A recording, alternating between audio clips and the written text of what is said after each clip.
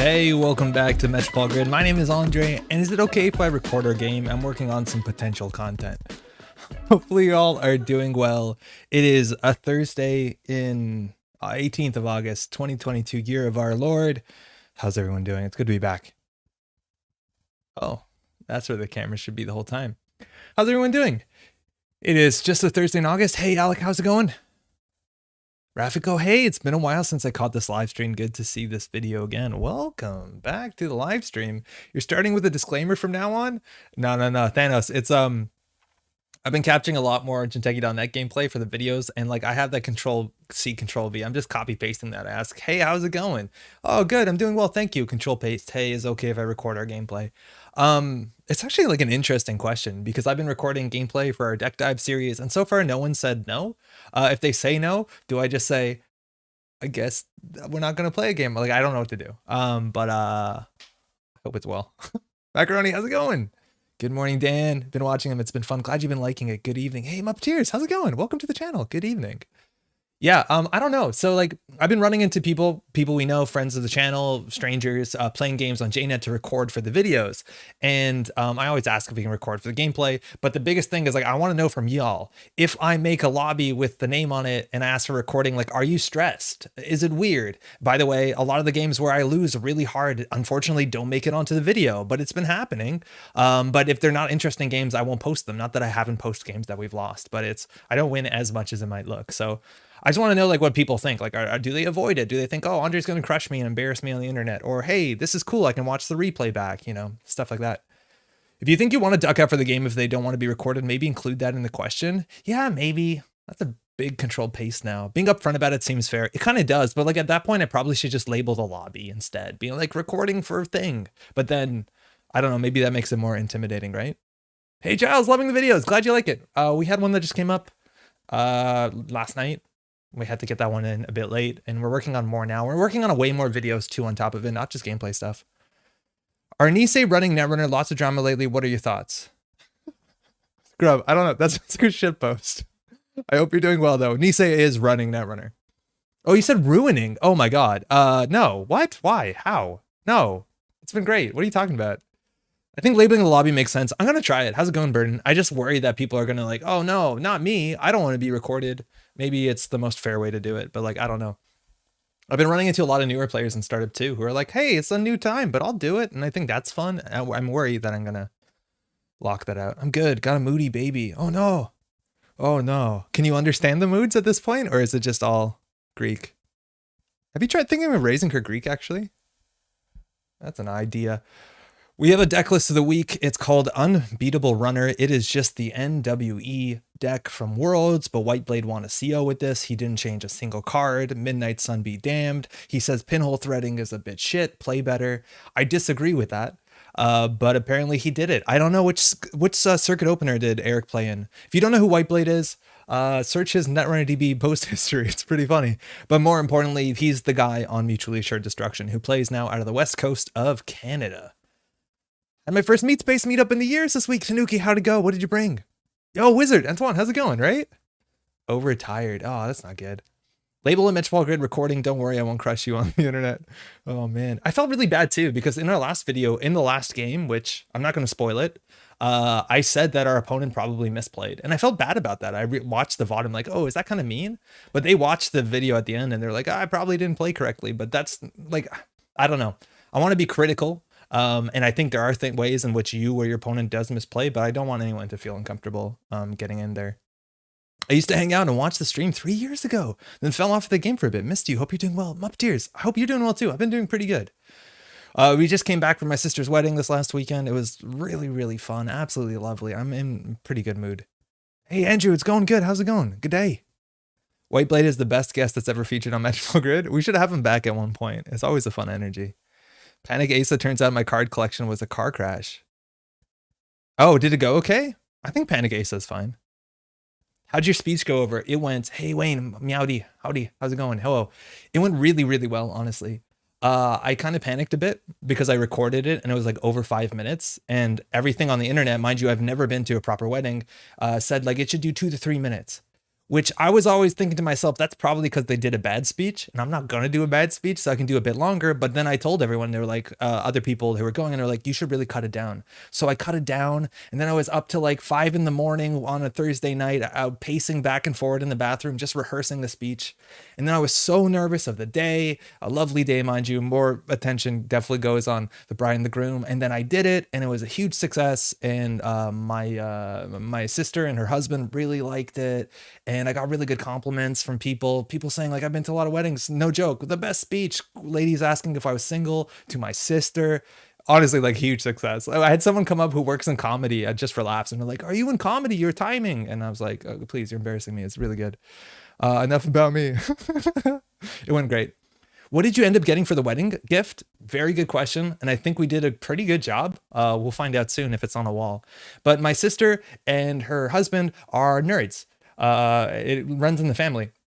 And so their invitations were kind of in the style of Penguin Publishing books. So it looks like a book cover with the, like, you know, the bars, the colored bars on the top and the bottom, the circle. And at the bottom, where there's usually the penguin insignia, was 2 penguins, like one with the top hat, one with holding a bouquet, kind of like a couple, right? And that's really cute. They had a whole book theme through the whole wedding, mind you. The centerpieces, this was so adorable. The centerpieces were just secondhand books. They went and bought like hundreds of secondhand books, 100 and something secondhand books. And then they just stamped them with an ex libris of Anna and Daniel's wedding. And then they just left the books on the tables in a nice centerpiece organization based off who was at each table. And they highly recommended you to take 1 or 2 of them home. And it was a huge success. Almost all the books were gone. Again, nerds bring nerds. But that's the idea why the book theme came up. So I contacted the lady who makes these invitations and asked her if she could send me a high resolution PNG of the 2 couples. And I basically said, I have software to make this into an array so that we can cross stitch it. And by we, I mean entirely Maddie. I don't know how to cross stitch. And she was really happy. I have to send her the results. So Maddie spent lots of hours, and we cross stitched this penguin, and then we framed it. And then it has like their names plus the year on it. And we handed it to them. So now they have like a nice little one of a kind, unique homemade thing. I hope they liked it. They seem to like it. We'll see if it ends up on a wall. I've been getting back into Netrunner recently, and yours, Yusengrins, and Sokka's videos have been really useful to understand where the game is at right now. Hey, glad it's working. Ask any questions if you want, but yeah, it's in a good spot right now. I'm doing Nisei work right now. Fun to have this on the background. Dan, get back to work. I always call you out when you misplay here too, and I'm wrong half the time. We're all learning. That's the idea, right? Hey, Jonathan, how's the wedding? I think I just answered that. Izzy, welcome. Excited to catch us live. Welcome to the live stream. So, Joe Solomir, how's it going? It's Joe, right? I'm pretty sure it's Joe. See the new standard plays. Used to play on FFG core set, but couldn't get people to join me on paper. Then I stayed on MTG. Standard is, I think startup is probably the easiest way to get into the game, but if you have the old cards, 2 to 3 minutes is IMO short for a wedding speech. 5 minutes is totally fine. That's good to hear. How's it going, Sauce? I don't think I sweated that hard over my speech at my own wedding, and I had to do that in 2 languages. Get out. Cutting down is definitely a good idea. Nobody ever said, I wish that wedding speech had been longer. I was really worried about it. All were written the night before the wedding. I've done 2 good best man speeches, 1 terrible one. Oh no. Do you still play at the beautiful card cafe in Montreal? No, we don't. I think that's the last live stream I tuned into. Glad to see you still have the blackboard behind you. Yeah, it's been that cat for a while. We haven't really been playing a lot in person. Obviously, the pandemic did it. We used to have Benoit, who was one of the owners of the Randolph Cafe many years ago. So we would go there on Monday nights to take up vacant tables. But Benoit doesn't really play anymore. I don't think he's affiliated with Randolph. I think he sold his part in it. What an amazing wedding theme and what an amazing gift. Honestly, the wedding was so charming for so many reasons. But one of my favorite things is the wedding was like so quintessentially them. Like they did all the things they wanted to do. They didn't care what tradition. Well, they did tradition, but you know what I mean? Hey, Frank, how's it going? Are you playing in person on a regular cadence? No, not at all. I do think standard is more approachable than it has been. I agree, Sengren. How's it going? I do think standard is more approachable than it has been for a while. I think if you want to start with a smaller card pool and at startup and then get into standard, but getting into standard is super important. Yeah, Benoit, that's his name. 3 circuit openers going on this weekend at the Northeast, Baltimore, New Jersey, Massachusetts. Woo! And we have one here. Unfortunately, it's at the same time as the Americas, but it's here. I did a speech at Diogene's wedding and changed it on the day. Get out. I didn't know you and Diogene even went back that far. Unless he asked you the day of. All right.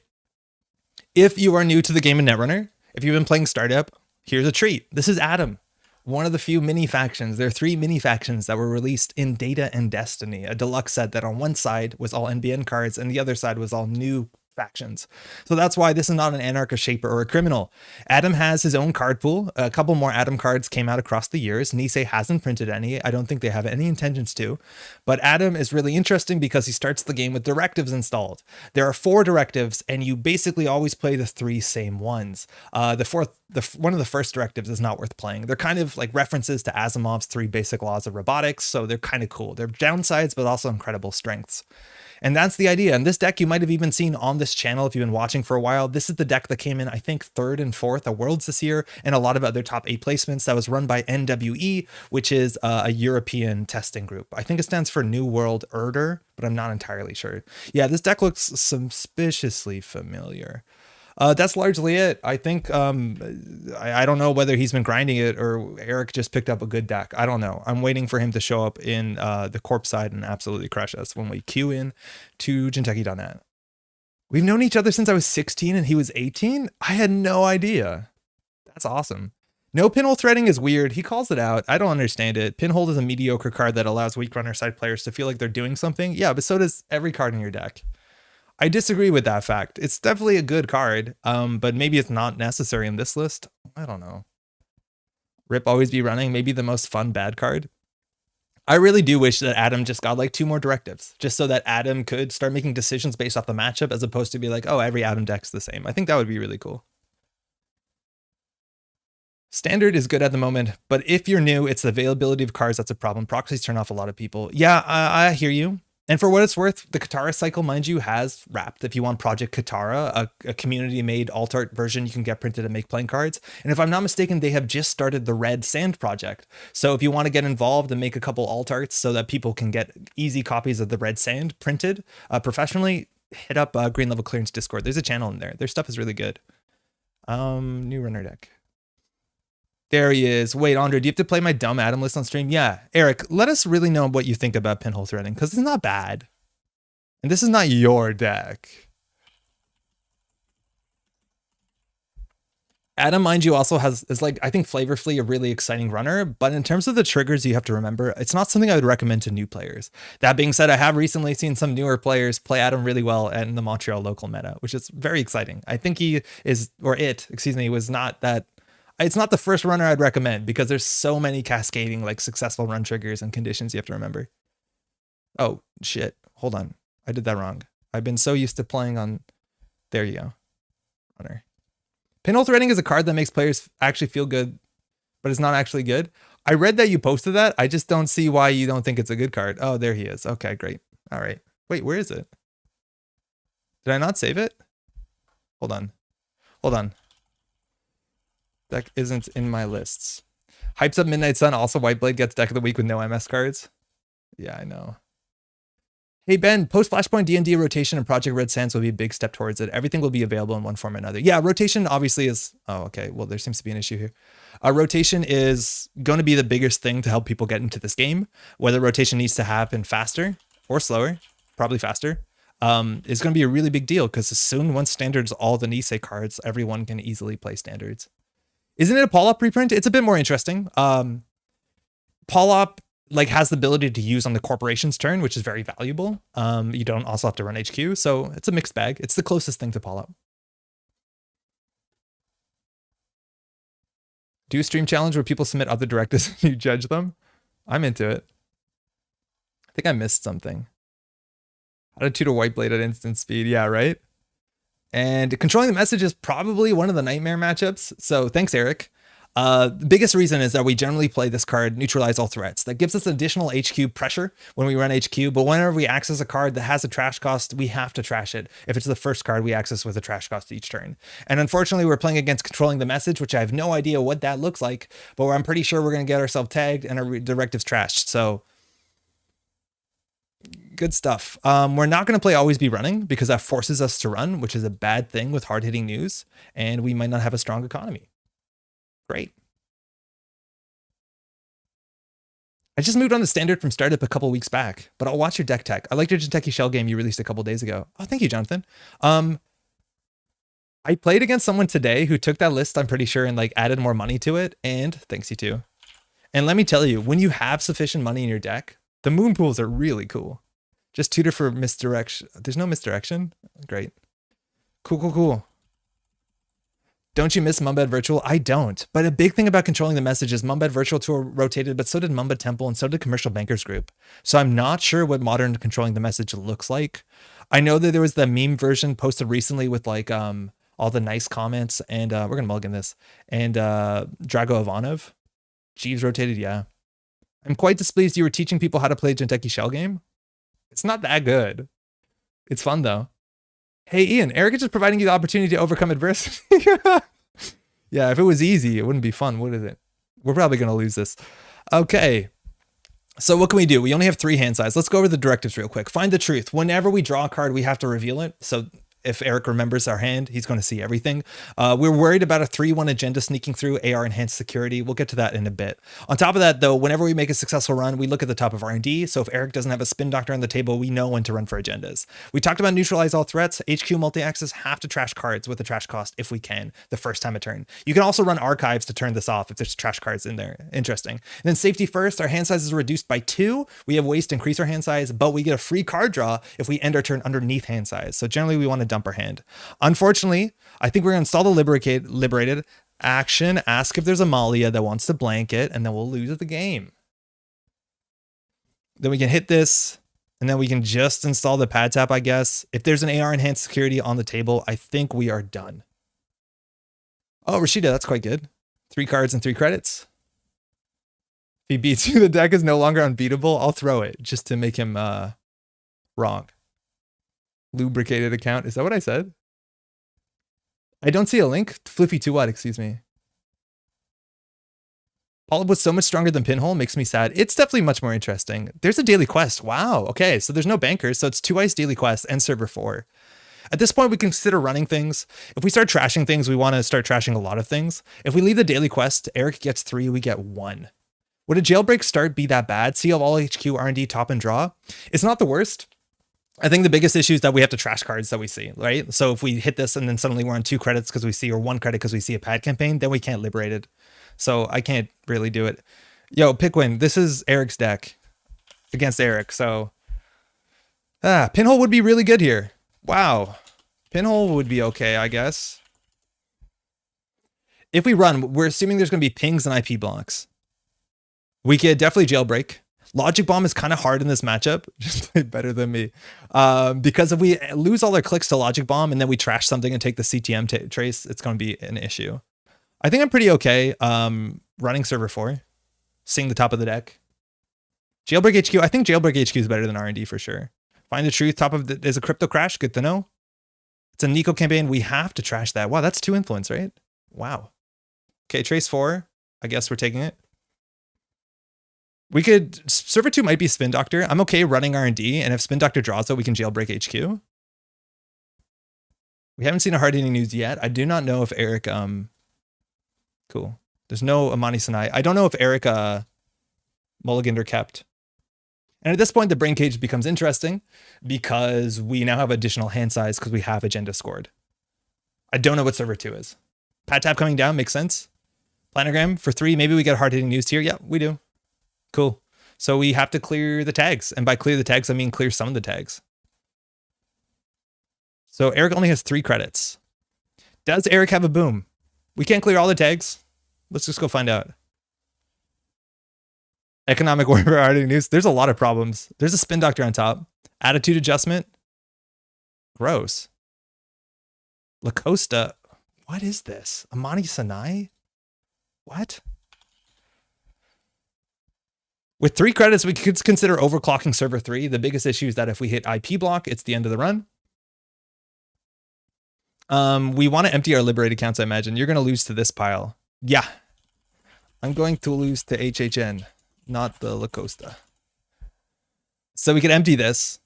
Unlikely to have a boom. We know there's a Spin Doctor on top of R&D, so we could go trash that.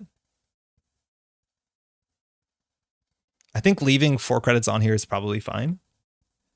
So we could run R&D because if he hits a Spin Doctor, he can stall to draw it. I think we actually probably just run a daily quest. I'm going to go ahead and overclock it. Yo, Phil, how's it going? If we overclock server 3, how good is it? I think we do Logic Bomb and then we just run it. I don't think we can allow Eric to have money because this is how he plays Boom. We are going to lose our directives, though. At least it's going to be economically expensive. A planogram would also be a really bad draw. No further action. Can you res this?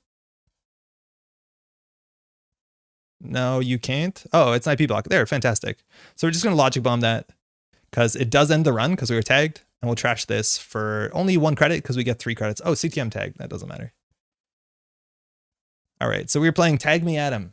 Fantastic. Does Eric just gap everyone by getting into their head? Yeah, somewhat. There's a spin doctor. Going Tag Me on turn 3? We don't have an option. Ice on R&D. Okay. So we know that there's a Mani Sanai in hand. Would have to trash that, which is pretty ugly. I don't think we want to trash that. Huh. We can always run archives with 2 credits. It's a wraparound IP block or ping. Where's your dummy box at? Cringe. So we can run archives to see the top. It doesn't really matter because of spin doctor shuffle. We know the Mani is in hand. A Mani is what? 4 to trash? We need Bologna credits, that's for sure. Empty your lube account. We'll definitely get to it. I'm not too interested to do it right now because we can always recover. I think we just run R&D here. The way to get into his head would have to add 3x pinhole. Wait, I said R&D. That's not right. Hold on. JNet's been pretty slow today. We've had a lot of... Yeah, that was not correct. Is this the nobody tells Robo what to do Adam build? I'm not sure what that build would be. What's our killer? Or I mean our barrier breaker, paperclip. Fantastic. Okay, so we have another tag. Fine. He has no money. We could go ahead and play full tag me. We can run the spin doctor, I guess. I don't think we really need to. It doesn't really threaten anything. It threatens our ability if we see the top of the deck. Jailbreak is going to cost us more money. So I think we're going to get down the brain chip. We have an attitude adjustment, so emergent creativity gets us our paperclip if we need to. I think we just get this down and empty our lubricated account. There you go. All right, daily cast, fantastic. Somebody was playing Lady Lib CTM yesterday. Lady Lib's pretty good. I don't want to run HQ. I see what you mean though. So card on the remote server easily could be agenda. Card, install, credit. Also Rashida would be pretty good. We now need our paperclip. We drew the daily cast, which Eric can't really afford to trash unless that's a Rashida Yahim. And I don't want to run HQ. I think we can run archives first to turn off our ability, see the top of the deck. We might as well draw ones, I guess. Oh, Mad Dash is good. Are we running archives? This turns off our ability. There's a Beal on the top. So we'd have to deal with the spin doctor and also get through R&D. That seems like 2 hard things to do. Are we going to install a daily cast and let Eric trash it? I don't know. Maybe. Oh, this is a nightmare. We could jailbreak. If we're assuming there's an agenda, it's going to be in here. So I think it's a Mani Sanai. So I don't think we want to run that. Logic Bomb's good. We could install that and run server 3, but we don't have enough clicks. It's risky to install the daily casts. Huh. Emergent creativity for the paperclip, not very good, but until we get more cards in hand, then it's fine. You can jailbreak HQ next turn if they have an agenda in server 3. Yeah, we can always go next turn. I'm going to install this, but if this is a Rashida, this is a wrong install. Oh, it's a Rashida. Ugh, at least with the Rashida now, maybe we should have trashed the spin doctor, but now with the Rashida, the, what's it called? The Mad Dash is a bit better. Oh, never mind, wrecked. Attitude adjustment. Beal and Bologna back into the deck. They gain money at the same time. There you go. Say goodbye to 3 credits. At least we cost him something. I'm surprised he's not trashing some of them. I guess none of the directives are really good right now. 2 credit tax. Yeah, let's call it that. And unfortunately, the logic bomb probably doesn't get through this remote server. So I'm just going to start with the jailbreak, but I don't love the jailbreak because if we hit a Mani, we have no more money. So I'm going to run archives. This sees the top. It's a spin doctor. Fantastic. Now we'll go HQ. So now if we hit something with a trash cost, we don't have to trash anything because we already accessed cards and archives. Daily business show. No. Amani Sanai. No. Glad and daily quest, of course. 3 cards. I forget that we have HQ multi-access. I think the game's over. Playing CTM is a nightmare. I think we concede. Like a lot of these Adam decks will have misdirection, so you can pull out and clear the tags. But almost all our economy is either Rizeki or resources, so it's just Rizeki at this point. So I think we're just drawing for Rizeki. Absolute nightmare. Thanks for the counter queue. Paperclip's good. We can overclock the paperclip on R&D when we know that there's something good there.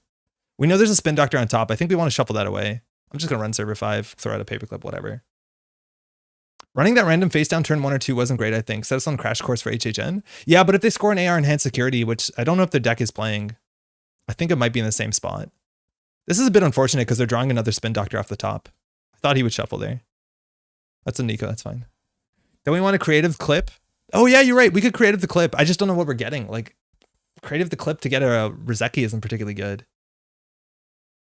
Eric didn't pull misdirection in knowing he'd get deck of the week and you have to play it against CTM, I know. Yeah, I don't know if this deck is running AR enhanced. I think it's a bit more of a Glacier thing, so it's probably not running those. And then we lost to Find the Truth. That's fine. Can we concede? Like, this is kind of harshing my mood. I don't want to do this anymore. I want to get off of Mr. Bones' wild ride. This is one of the games that I was like, oh, it's probably over, but it's going to take 10 more turns to find out. I know. This is where like Eric designed Mutually Assured Destruction, so these sort of decks could be over. Not that we're not heavily tagged. But like we've been seeing Nico campaigns and Lacosta, so this deck isn't boom. So this is going to take a year, right? Like we already see 3, 4, 5, 6, 7 influence out of a 12 influence deck. So I think we're going to concede.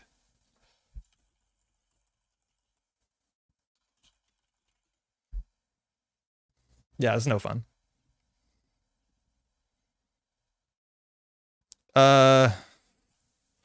It's okay.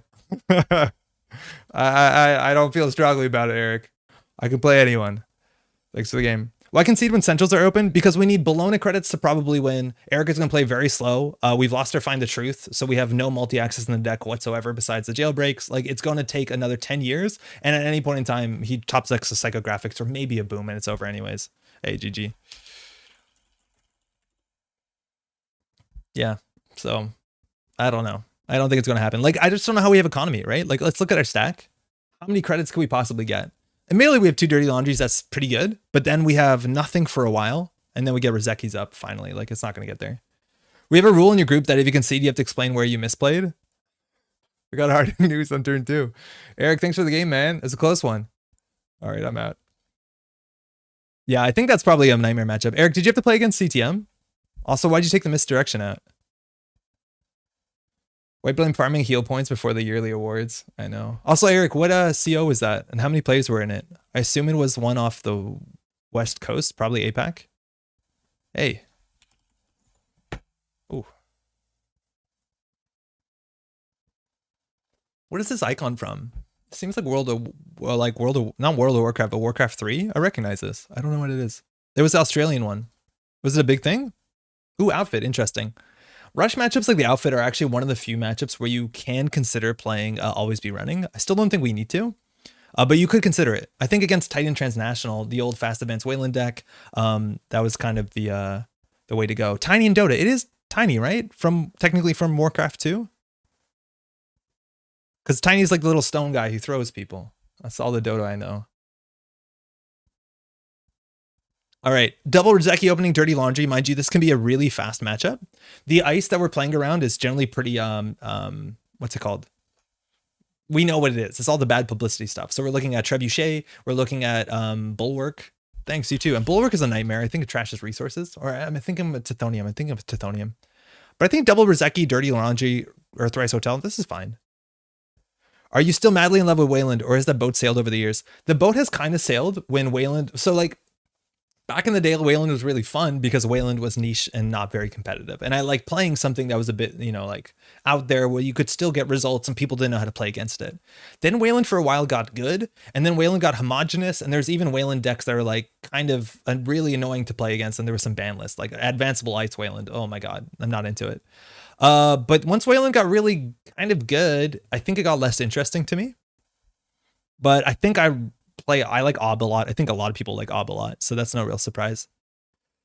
Okay, big question is if they're just pure fast advance, if they have hard-hitting news or not. I think there's many ways to build this. I think we could consider dirty laundering R&D regardless. If there's like an SDS drone deployment off the top, we can always like MK Ultra, install it, take it. Crying you got off the boat? Well, funny enough, there's a new Wayland boat. Yeah. Hey, David, even though it's fast, can first turn Rizeki really pay off even in a 6-turn game? It's not the worst. And a lot of times you're playing around SDS drone deployment, so it's like one of the better things to install to like get fed. I hope we don't... Oh, Atlas, okay. Yeah, we'll take it. Cool, we're good. Remember the 10 cost ice decks? Blue Sun? Yeah, Wayland needs more weird stuff like Blue Sun.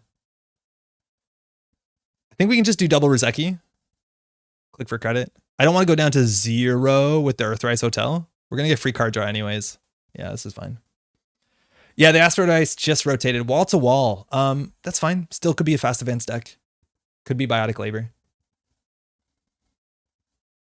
But we'll see. So they did advance, so we know a bit about the ice because they only can advance. Technically, actually, any ice they can advance. It doesn't have to be advanceable ice. R&D is now closed. We have to watch out from Trebuchet on turn 1 because Trebuchet trashes a card, not trashes a program. And there we have a first bad publicity, too big to fail for 10 credits. Absolutely wild. So now face checking is really difficult. Like a Trebuchet ruins a directive. That's kind of hard. So we need to draw into Boomerang. 1 Boomerang? Okay. It's like we would consider playing Pinhole Threading. We can draw up. We want a Brain Cage, a Brain Chip. That's another good option. I think we probably just install Earthrise Hotel. If we install this, our hand size goes up, but this is also clickless card draw, which I'm pretty fine with. We can draw again. If we Dirty Laundry Archives, it's like, it's fine. It's not important, but it's fine. We see the top of R&D, but it's not like we can run it. So I think we just do this, click for credit. Check that out. Hey there, everybody. Hey, thanks for the sweet games earlier. Hopefully some of the games were mildly usable. I think the first one was definitely usable because it was really interesting. The second one, like, unfortunately, it was just like, oh, you can't find the breaker, game's over. And that's kind of the issue with like, I want to show more games where I lose, but a lot of the games where we lose are just like, not particularly interesting. And I think that was a prime candidate for being like, oh, you just didn't find a buzzsaw. I guess the whole game's over. The deck is bad, mind you. It's not being advanced, it's getting an advanced token placed on it. Yeah, no, totally. It doesn't have to be advanceable ice, but a lot of the cards that say put an advancement say on a card that can be advanced, and this one doesn't. Technically, that's a separate thing from it saying not being advanced, getting an advancement, and then being a card that can get an advancement. They're like 4 separate things. They don't logically always align. Don't you get a draw if you drop below max? Yes, we do. We do. You're right. We could have done both. I just didn't want to drop to that few credits. Government subsidy, they're on mad money. If this is a 5-3, it could be a punitive deck. If that's the case, so be it. Hopefully we get a logic bomb. We can run this last click. Oh, Boomerang is actually really good.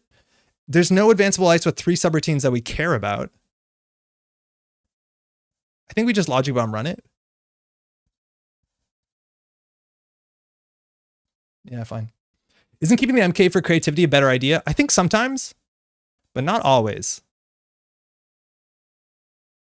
Like we wanted to get cards out of hand and like we haven't seen an emergent yet. You're right, it's not bad, but it's also like not necessary, especially because the MKs, yeah, I don't know. We need to get things out of our hand, but you're right, it's not the worst. I'll take not the damage and the tag. Why not Laundry there? I was worried it's a border control. In theory, it could be. And we can always like Laundry Archives, but yeah, we could have. Azef, okay. Atlas, okay. So I don't think we're going to get punitive. The biggest issue is whether we're going to get hard-hitting news. And at that point, I think we need Dirty Laundry. And even if we Dirty Laundry, we lose to hard-hitting news. Economic Warfare, hard-hitting news. So I'm just going to try and get the credits up as far as they can go. But now we're perfectly situated for double economics. So, whoops. What faction is the most underpowered in your opinion? I don't know because I don't think the meta is solved. I think Shaper is, I don't know, harder to play and it's not producing the best results. Kind of hard. I don't think outfit decks play HHN. I think for the last like CO tournament, Maddie and I were grinding a fast advanced outfit deck that had 1 or 2 hard-hitting news and then mostly biotics. I think you can do both. And I think you're going to surprise people by doing both. If you had to play the chip again, massive card draw, you're giving up your free draws. No, I know, but we have to respect other things like hard-hitting news. Like if we hard-hitting news, we can clear all the tags. Like you can't do everything. And by massive draw, you mean a card. 2 cards technically, but like that's fine. We're getting enough cards. Now we're going to play all our hand. All right. Caldera, not very useful. Career Fair is nice. What do Nisei do when you... Who had Nisei do and need a bribe to get max back? Kevin, how's it going? Shaper is good, yo. I believe Shaper is probably fine. I think it's a bit harder to play. So one of these is likely the wall-to-wall. The 2 ice remote a bit hard. We know they have an Azef in hand, which might be in server 1. But again, I'm so terrified of a single Trebuchet. This is my life. Okay, I think we can set up now. So I think we're just going to do... It looks like the game is going to go long enough that we can play the Rozeki and get value from it. So, okay, let's just get all our card draw. Backseating just do. There's the wall-to-wall on the outside. So Azef might be on the inside. We have a Logic Bomb in hand. This Azef might do 2 meat damage, which potentially could hit our Logic Bomb, which would suck. Eric wouldn't answer. 8 people at the CO. He got first round bye because somebody was late. Frank absolutely roasted him. Triple advance. There's the Azef. Didn't hit the logic bomb. Left us the Caldera. Thank you. Order does not matter. That does the least clicks. Andre is very good. Thanks, Aaron. You're in game point possibly, so why not just turtle up and get the Rozeki down in camp for the end? That's the idea. That's the idea. But we always can run and see the top of R&D. I don't know. They might be on 2 foods. That usually is what happens, but that's kind of the plan. All right, so we could always just run, see the top of archives cheesily. If it's something that we can get with the logic bomb, we win. I think we haven't seen our mad dashes yet.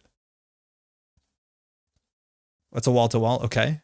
They returned the wall-to-wall to hand, interestingly. So we need to turtle up. So logic bomb can come down. Pat tap is like pretty good. We're going to have to spend credits at some point. We can draw a fair bit. Okay, we have 2 clicks left. I don't want to show that we have the logic bomb. You want it, but technically they know actually. What does it matter? As long as they're pretending to the watching the log. And pat tap's fine. I think we just need a draw though. Emergent creativity gets us our Ngolo, which makes us able to like face check pretty aggressively as long as we have the credits. So let's just get some stuff down. Pat tap with wall to wall is nuts. I know. Even all this Wayland ice with like wall to wall is a bit absurd. Probably fast advance those 3-2s. Yeah, I think they're going to try and advance out. You have to assume they're in hostile takeovers. We haven't seen Audacities or Biotic yet. We've seen very few cards from Centrals though. But 3 cards a turn is good. I'd love to see Nisei come up with a shaper that's as shapery as Haley. Yeah, I think that's the thing I miss. And I think that's what a lot of people miss is like there's so many cards you want to install in shaper decks and you just don't have time. And it's something they need to address if you want these sort of like engines to work. You just need more time to install cards. Like, let me enjoy my cards, but you just can't. So Haley was really good for that. The click list, like Stone Ship chart room. You know how stoked you'd be for that? Grorbs. DreamNet Hashiko has been my startup runner of choice and I love it. I think she's so good. Hashiko's just good. And Hashiko's seeing an immense amount of play just in standard alone. So there's a big chance it's a wall to wall. I'm surprised I didn't ice up archives. Like, what are we doing here? Just trying to get lucky? This is annoying to run. I've been having fun with Into the Depths to get free installs. It's a cool card. There's the Biotic Labor. Okay, so this is fast event, so we need to get runs on Centrals. So let's Emergent Creativity down. Nothing to destroy here. I forgot we have Stargate. That's sick. Let's just do the Ngolo. He can get Boomerang. That's really funny. And here we could consider running. Ngolo kicks through this for... We can give them 3 credits. We'll get 1 back. So this is 4. Sorry. Yeah, 4. I think we want to run server 1. There's a big chance that it's... Now let's run HQ. Yeah, run HQ. Yeah, Aaron, I agree. Imagine clickless Stone Ship with Reaper. I know. There's the Trebuchet. Fantastic. So we'd have to Ngolo this. We can install our MK Ultra. It's unfortunately 6 strength, so MK Ultra breaks 9. Don't do that. So we're not going to do that. So make Trebuchet Code Gate. If we want to kick through it, it's not too bad. Yeah, so pay 2 for that on the bad publicity. It's fully break. I don't think we need to. Yeah, actually, we should continue. Let's fully break. We're going to run into hard-hitting news territories here. Minstrel. Well, yeah, the idea of the game getting faster is kind of against Big Rig Shaper. With games taking less than 10 turns, you have to use a quarter of your clicks to set up, for sure. I hear you, but I think people still want to do the Shaper. Like, I don't know. I don't think it needs to be Big Rig. I still think there's a lot of cards that, like, Shaper can play. I don't want to Logic Bomb this. I think we can just let this end the run and fire. They're not going to hard-hitting news this likely. If they score an agenda and go down to 0, that's fine. And this triggers our pad tap. Yeah, this is fine. Just bomb it. I'm not going to bomb this. We have the money. Why Big Rig when you got a boat? That's the biggest rig. How's it going, deer? In headlights, that is not deer. Like, yeah, it's fine. As of MS, which runner is amongst your top favorites? I haven't played enough runner. I've been way more excited about Corp. I've been playing, I'm going to see next week, a really bad Asa deck, which is trying to be noise. And let me tell you, no. Maybe it works better in standard. Admittedly, maybe. Did we get pad tap off that? Yeah, we did. Wow. But I don't know. I've been enjoying Sable. I think Sable's pretty good. I want to spend more time just doing aggressive good stuff, Sable. Stealth Smoke Shaper is always very unique and fun. Kind of like a trash can. I don't know, Muppeteers. Like, Smoke is obviously a unique thing, but every Smoke deck that's come out since the beginning of Smoke has always been like very, very, very the same deck. And I wish there was more flexibility of Stealth, like a couple payout cards so you could decide which way to go. Right now it's like, yeah, you have Nemercur and you could play like an aggressive Paragon list, or you can play Moo Safecracker, which you don't want to do that. Have you seen Pincel's Tag Me Asa? Yeah, I want to play Tag Me Asa. I think we mentioned this a couple of weeks ago. I haven't seen Pincel's list. I know someone else posted a list. Maybe it was Pincel. There's the hostel. Too bad publicity. Palangi Begamot's good fun. That's what I'm playing in Asa and Startup, but it's not coming together. Not at all. Way too many things to do. Twinning's the best new smoke card. That's probably true. I wonder if you still play Trickster Taka. I guess you do. But yeah, Twinning I haven't had enough time playing with either. Okay, 12 credits. I think we just run R&D, force a res. Technically, it's not necessary. What's the cost to run HQ still? It's still quite expensive. We know they have a biotic in hand. We can lose at any point. We don't have Clot. Andre doesn't smoke because streams get more views than his. I think we consider Sure Gamble running HQ to get that pressure. If we hit the, what's it called? We have to trash it, the wall-to-wall. Let's just see what's in archives first, whatever. I have Twinning Woo. I'm trying to tune it. If something you're interested in seeing, I'd be interested in seeing a list. I think today, though, unfortunately, we're going to play Harmonic Ice. There's an Atlas on top. Okay. So with an Atlas, if we top deck, how many Mad Dashes do we have? 2. So let's drop for a Mad Dash. Drop for a Mad Dash. No, okay. We'll just Dirty Laundry R&D. Actually, border control here could goof us. I don't think we wanted to do that last click. Oh, that's totally acceptable. Do we want to give them a credit? I don't want to give them a credit here. We could give them a credit, so Pad Tab gives a credit. But I don't want to do that because they have 8 credits, so it's like kind of difficult for them to what's it called, to biotic labor. So I'm just not gonna give them. All right, we got all Atlases. Titan is weeping, and a Citadel Sanctuary. Nice. Want to Sure Gamble then run? We don't really need the money. We have 2 bad publicity. I'm trying to. It's a card that we don't need to play. Like, we're comfortable in economy. 2 bad publicity goes a far way, and if we panic, like worst comes to worst, we Logic Bomb. I don't think we need to gamble until we need to gamble. Harmonic is doo-doo. Best of luck. Tell me about it. But I really want to play like Hakarl and all these bad cards that I've been avoiding, just to like really test it. Glad to see. I get why it was the case, but there's so many Ashes cards that are vaguely interesting, but just kneecapped by overzealous development, like Safecracker. Glad we're seeing nice, powerful stuff. Yeah, I very much, like, I don't want to poo-poo on Ashes because, you know, it's the first step for Nisei. A lot to learn, of course, but I really do like, so far, the design ethos from June, where she's saying, like, if cards are banned, that means we're probably doing something right. Like, we want exciting cards. I think we can just run server 1, right? It's very likely to be, yeah, I'm going to gamble now. Because we're probably gonna have to trash a wall-to-wall, and this will see the top of the deck too. So I really feel like you need to get that data instead of just theory crap that cards are bad. Bushi, in terms of what exactly? All right, it's a bulwark. So that's another bad publicity. They're down in 6 credits. So the runner trashes 1 program, the corp gains 2 credits, and the run. That means we gain 1 credit. Do we really have to go through this? Probably not. How much does it cost thinking to go through all of this? So it's 8 strength, which is a fair bit. So we have to paint, we have to boost, and we have to break all 3 subroutines, right? The runner trash as a program means actually we don't have to break that one. It's worth a Rizeki. The game's going to go on for another turn.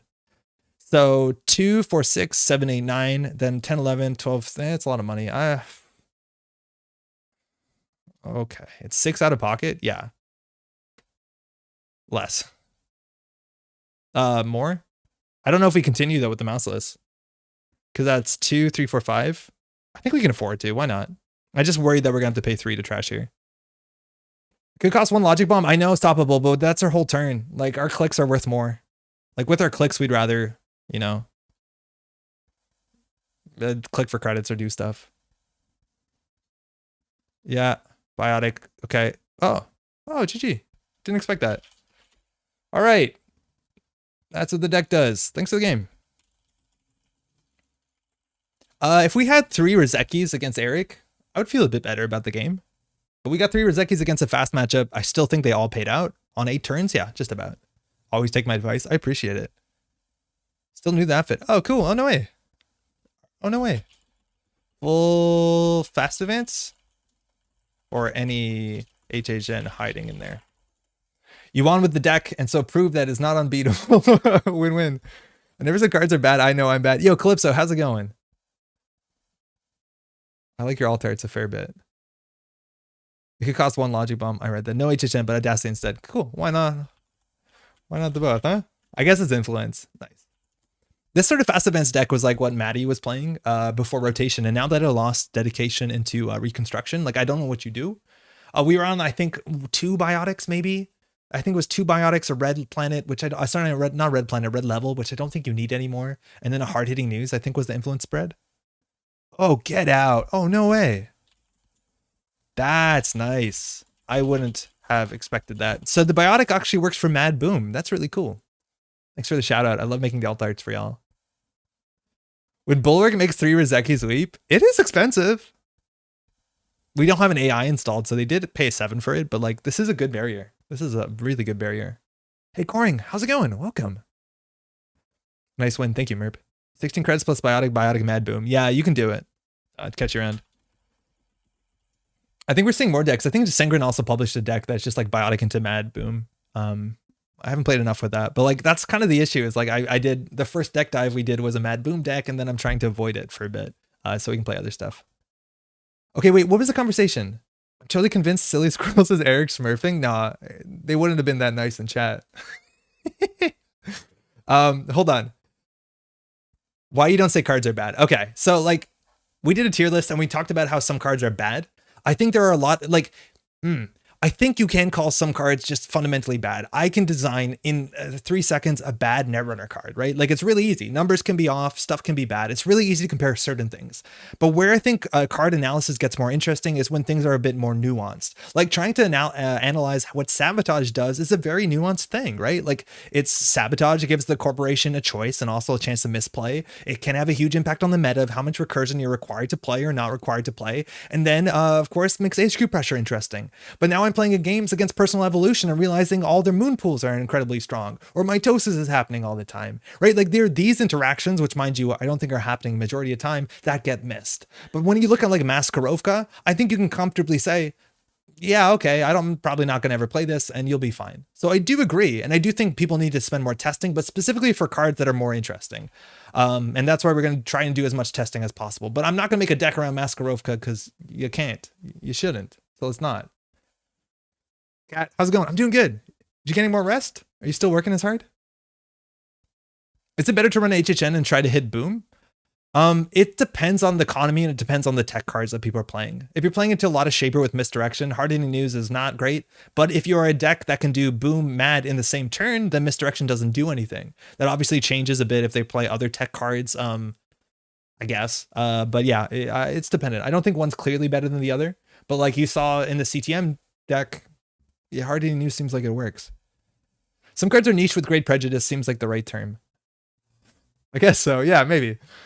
I personally played the deck here. It isn't a janky combo that usually won't win the game, lol. 4 cards required by Atlas Protocol is basically needed. Oh, to ensure that you have it? Silly, did we just play? Excuse me. I have like a really short memory. Yes, we did. Good game. Man. My toasted deck with Argus Crackdown, anyone done it yet? I don't know if you need to do that. Like, it's not the first card I'd reach to. I think Argus Crackdown is also like an absurd amount of influence. But I would rather play like Anemone, just Analytic Void. Like, there's so many better ways to make mitosis guaranteed. Not bad, barring additional data. Nice. Been playing Nisei for 2 months now, enjoying it. Oh, Merp, what have you been playing? Just Gateway, or did you get any new cards? Augustine is horrendous because one sabotage at a time is not punishing at all for the corp, because you always have one card in hand you can live without. I agree with that, but that's not so much Augustina. That's just if you're doing sabotage one every turn. Let me show you the deck that's going to be in next week's video for better or for worse. It's a startup deck that has Augustina in it, and we're basically trying to build a noise deck. So we have, you know, the Nihilist, which is pretty bad. We have Augustina 3 times because we want to get it, Aesop's Pawn Shop, and a bunch of viruses. But on top of that, we have additional pressure with the few sabotage cards we can fit into this deck.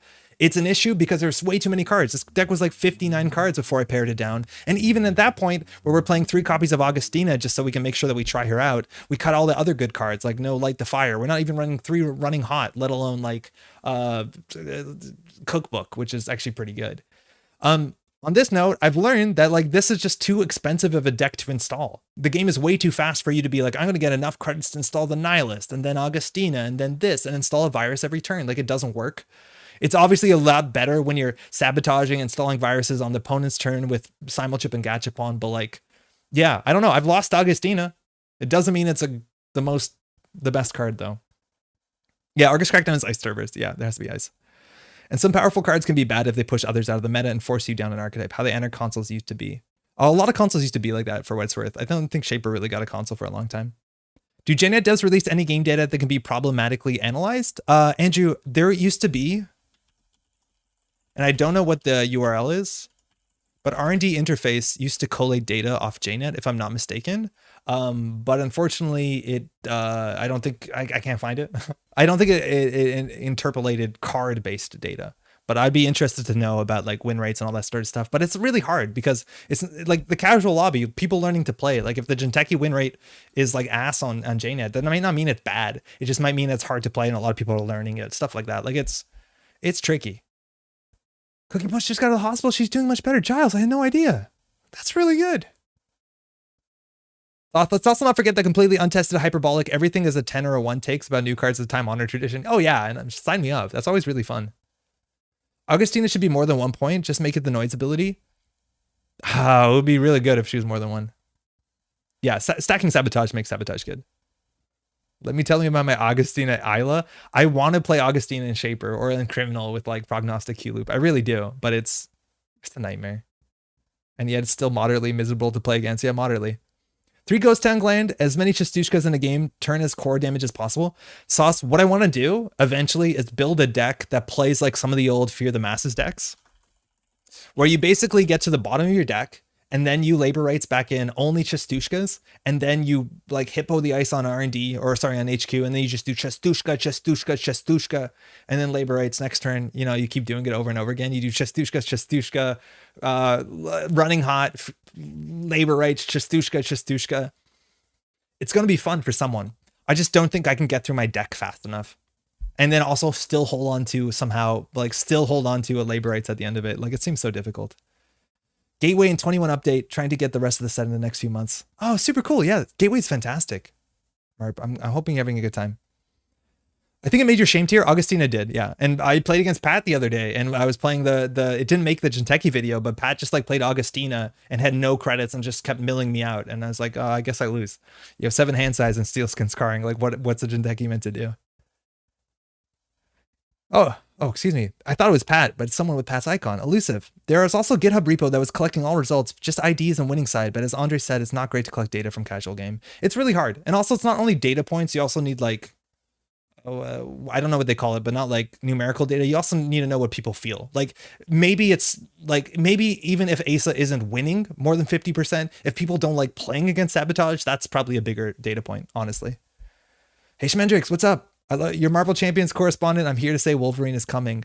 I also saw that there was a new bad character with a goofy name. And then they had another goofy name in that character, which was like a comic. I don't know. It was really weird. Mojo or something. I was looking at it. I couldn't figure it out. 3 moshing 3-0. Don't be a coward. You ever think I was a coward for 1 second, Pickwin? It's going to be fun for a player on one side of the table. That's the most Fear the Masses thing I've ever heard. Oh yeah, it's going to be cool. And maybe some people will be like, whoa, this is neat. But then other players will be like, you sabotaged 15 in a single turn. Hey, Church. Hope the wedding went well. It went really well. My sister said yes. She said I do. Huge success. We were really worried. What's your opinion about playing labor rights mid deck now? Because the trash 3 hits a steel skin, the labor rights is now a draw 3, and it's still draw 1. Improve future draws if it misses. Not good. You're right. It's a bit better, but I'm not excited to do it because if it whiffs, it's kind of a bad click. Like improve the value of your deck. I don't believe in that. Like trash 3, like I guess I think there's some arguments from it, like especially if you really need heap breakers, that's fine. But like for a single click, it does very little if you don't hit a steel skin scarring. Like I'm hoping you have better things to do for your clicks than that. But in a panic, yes. Okay. It potentially is click for draw 3. Yeah. I'm just not excited. Newbie question, can you trash a rezzed asset? Yes. Merp. As a corp or as a runner? As a corporation, you can trash a rezzed asset only if you're installing another card in that same server. Even if it's an upgrade, which could coexist with the asset, you can still say I'm over-installing trashing the asset. You don't have to say it's an upgrade agenda and asset. Yes, you can't for fun trash cards.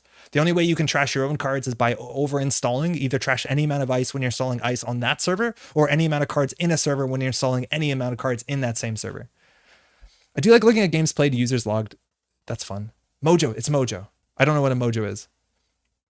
That's one data point I care about on my Wordle stats. Do you guys know about this? You must. Okay, hold on. We're going to get to the news in a second because the news is actually quite important. Is there still a better click than click to draw 1, surely? Not always.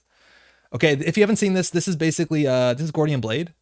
Who made this? Is it Pincel? No, there's a Lost Geek. I think it's Lost Geek. I forget. But basically, it is kind of like Wordle for a Netrunner card. If you we have to guess, and it'll tell us our faction type, subtype, advanced cost, card title. We want to get the card title. That's how we win. In the root of server. Yes, in the root of the discerner. Oh, as a runner, yeah, Merp. Anytime the runner accesses a card that has a cost, like a number in the trash can in the bottom corner, an asset or upgrade, yeah, if they can pay the cost, they can trash it. This was Lost Geek. Yeah, Schmendrix, you don't know this? So we're trying to guess what this is. This is very obviously an ice. Based off of this color, I'm pretty sure this is a next opal. Or one of the next sapphire.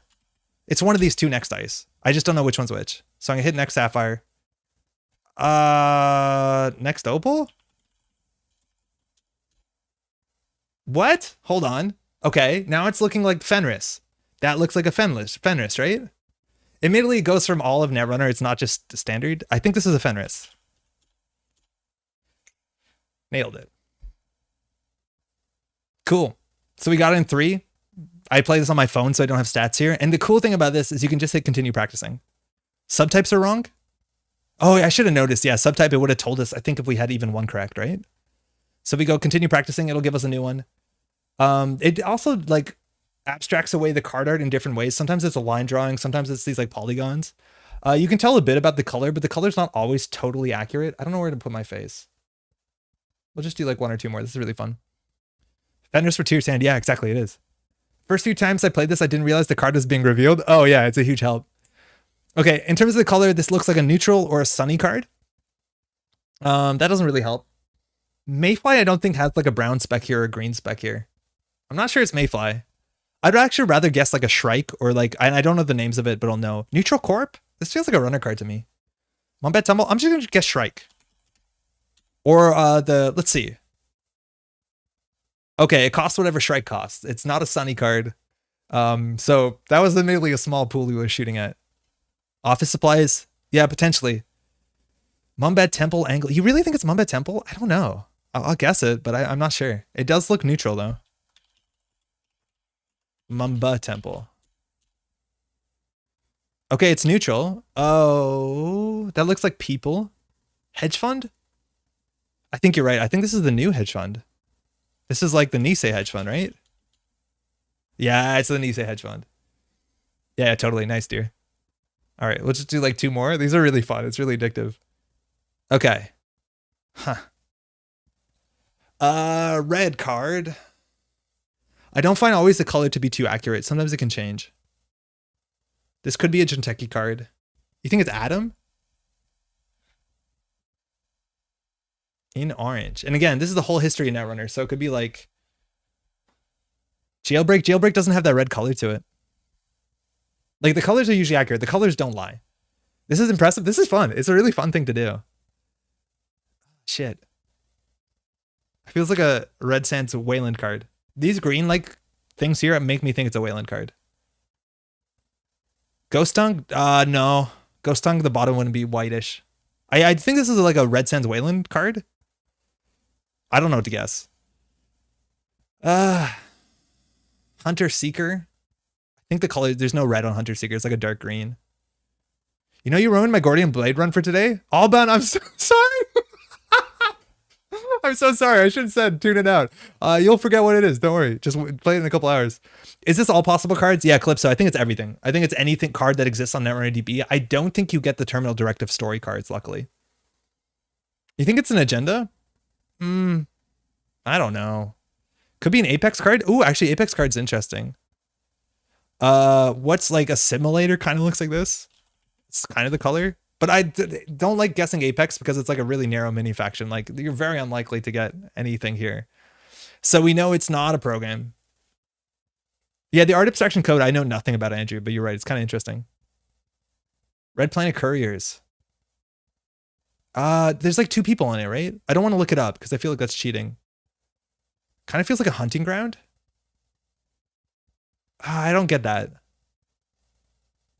This does really feel like Red Sand whenever you see that pink in the background. Overclock?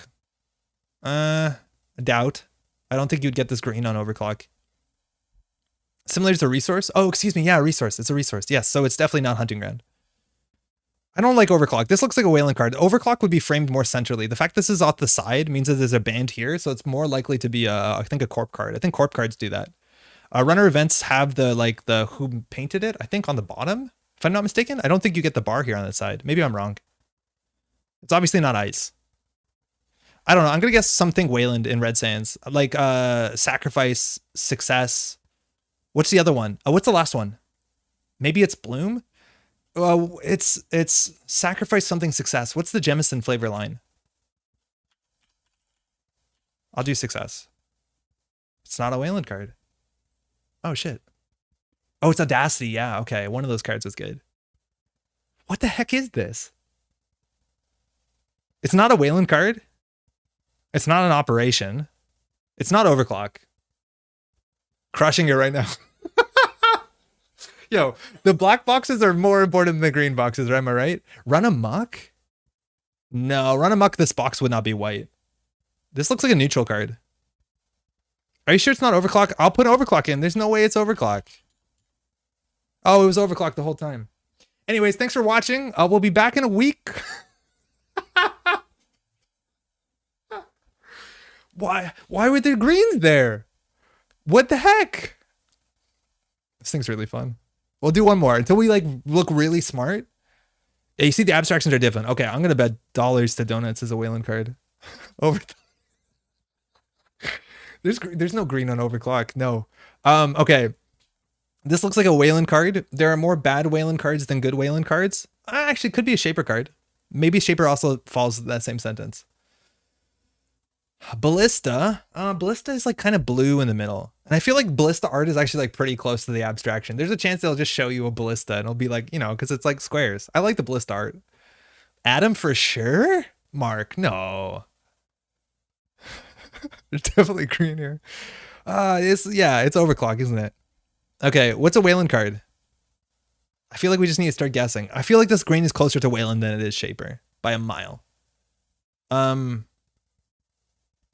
Trebuchet. Yeah, I don't mind Trebuchet. All right, it's not a Wayland card. That's good to know. Oh, is this Sync? This looks like the Sync satellite. Oh, that looks so much like Sync. You know, with like the white antennas and the yellow and the blue splash? This is an NBN card. This is going to be like city surveillance or some garbage. What's the one with the like that satellite dish in the middle of the thing? C-Source? Yeah, it could be C-Source. Audacity? It's overclocked. But what's the other one? There was a couple one. One was a Broadcast Square or some nonsense. Oh, if it was Broadcast Square, I would have popped off. Oh, this is the hatchet job. Felt good about that. It's not an identity.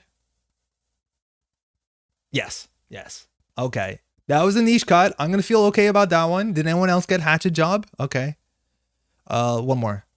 Next puzzle, we'll do one more. It's kind of it looked like a satellite. Okay. Colors. Anarch, Atom, Tendon. Whoa. Oh boy. Yeah, Anarch or Jateki. That's what I meant when I said Tendon. I think Atom is not totally ruled out, but I don't think that any of the Atom colors are like exactly this, but I don't think I know what any of the directives look like. Like maybe this is always be running, but I'm not guessing Atom for the first thing. The oval bit is FFG events templating. Oh yeah, you think, huh? It's not Kim. There's no way it's Kim. Kim, identities don't have the bar on the side. If I'm no, actually maybe I'm wrong. I don't even know. Lovegood.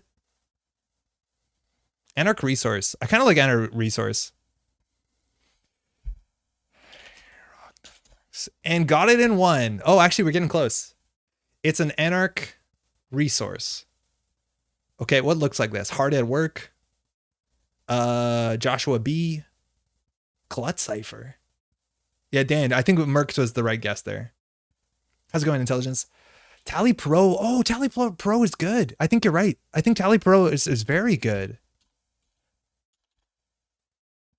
Oh, I believed you there so hard. I've seen this color. What is this color? Activist support? Oh, yeah, this is like...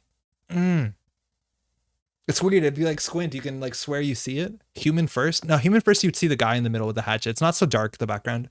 Clan Vengeance? I could see Clan Vengeance because like the bottle's on the left with the fire and then the person's there. Cat. I think that's good. Cat. Yeah, that was good. Yeah, because there's the person, the fire on the side. Oh man, that's so cool. What's the Val one that gives a bad publicity?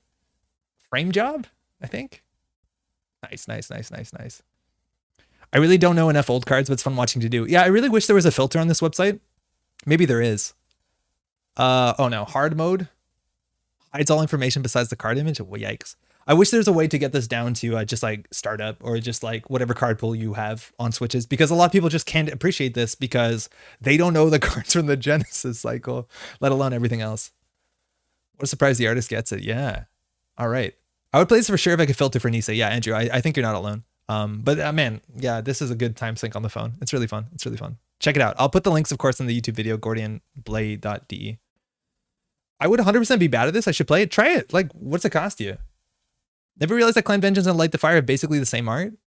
Yeah, similar idea. Very similar. Okay. Let's get some news. Firstly, regarding Continentals and Jinteki Lag. This is so cool. One more, Mark. We'll be here all night. We can't. We still have to play Harmonics. Aren't you excited? Okay, so this is really cool. There's been a fair bit of Jinteki Lag recently, at least today. Because there's a lot more people playing it. So what they're doing is for Continentals, you're actually on a different server. It's https://play.nisei.net. This is a tournament server. Don't go there for fun. But I think the biggest thing is that if you're playing Continentals, this server will not have your data and your deck lists and all of that stuff from your core server, from the Jinteki.net thing. So log on here sooner than later, claim your account or whatever, and make sure you import your deck lists. That's all. And that's going to be where we're playing Continentals in the following weeks. So watch out, because if you log on to JNet 10 minutes into the event, you might be late to round one, and that's not good. Hey, good morning, good afternoon, excuse me, Chef from Oz. That's a nightmare. Finally picked up my second Android Netrunner core set. Oh, cool. Built the 2 AI decks for solo play, so I have to see how that works. Also prepping to start playing Startup. How'd you find the core set? This is cool. Other stuff. World Championship. This is soon. Nisei is posting about lodging and stuff. There's a block of rooms, and I think Nisei wants you to rent those rooms. Huge news about Worlds is that next week, this stream, so starting at 8:45, I will be joined by somebody from Nisei. I'm pretty sure it's going to be Orbital, and we are going to be showing the prize support from Worlds. I've seen it tonight. I'm one of the first people to see it outside of Nisei, and I'll put it on screen. It looks really cool. Some really, really, really cool stuff. And there's prize support for like every single imaginable thing you could do. So check that out. Next week we'll be here. If you have any questions about Worlds, we'll have someone from Nisei to answer it. I'm really interested to know about streaming, all that sort of stuff. So we'll find out next week. The World's Hotel is like Olympic Village for Netrunner. It really is. And this is actually really cool. They're telling that this is, mind you, it's a block of rooms together. So it's going to be very easy to find other people and play games and go out for dinner and all that fun stuff. But it's also connected not only to the event room, but public transport. So I'm aware that some people want to maybe like do an Airbnb or live farther away, maybe potentially a cheaper hotel. I'd recommend if you can stay in the center. This is Canadian Thanksgiving weekend, so transport might be a bit more busy than normal. Maybe you'll be less busy because people are at home. I don't know. But if you can, Nisei would appreciate to be there, and I promise you it's probably worth some amount of convenience. So check that out. Aaron just says no. Okay. Without all the orgies. Oh, I see. Yes. I'm currently making dinner plans for Worlds. Need to figure out who I'm hanging out with. Need good foodstuffs. One thing I can promise you, if you are going to Worlds and you're going to Toronto for any reason, any imaginable reason, if you see a place that's called Pizza and you think that's like a really fun place to go because the name is so quaint, stay the hell away from Pizza. Pizza is on my list of brands that I would like for them to pay me, not to advertise them, but to not anti-advertise them. So if you're welcome to Toronto and you want to go out for pizza, please don't go to Pizza. You can do so much better. Unless you don't like yourself, then go to Pizza. Options if you want fast, cheap pizza in Ontario, Pizza Nova. Pizza Nova, on the other hand, loves you. Good pizza. They will write you a recommendation letter if you're for your next job, for a wedding. Pizza Nova. Do not go to Pizza. I'm not kidding. It's awful. Don't go to Tim Hortons. They still haven't paid me yet. Andre just owned shares in Pizza's competitors. I wish I did. I wish I could support Pizza Nova as hard as they've supported me. I promise you, ask anyone from Canada, no one's recommended Pizza, and yet there's still so many of them. Domino's is better. Don't come to Canada and have Domino's. Pizzaiolo is good Toronto pizza chain. I don't know too much about that. I haven't spent that much time in Toronto. The Venn diagram of people who hate themselves and people who play Netrunner is probably close to a circle. Ah, no. It's Garbo? Yes, it is Garbo. Pump for Worlds. I'll be coming from no local meta, so this should be a real treat. Izzy, that's so cool. And I've said this so many times.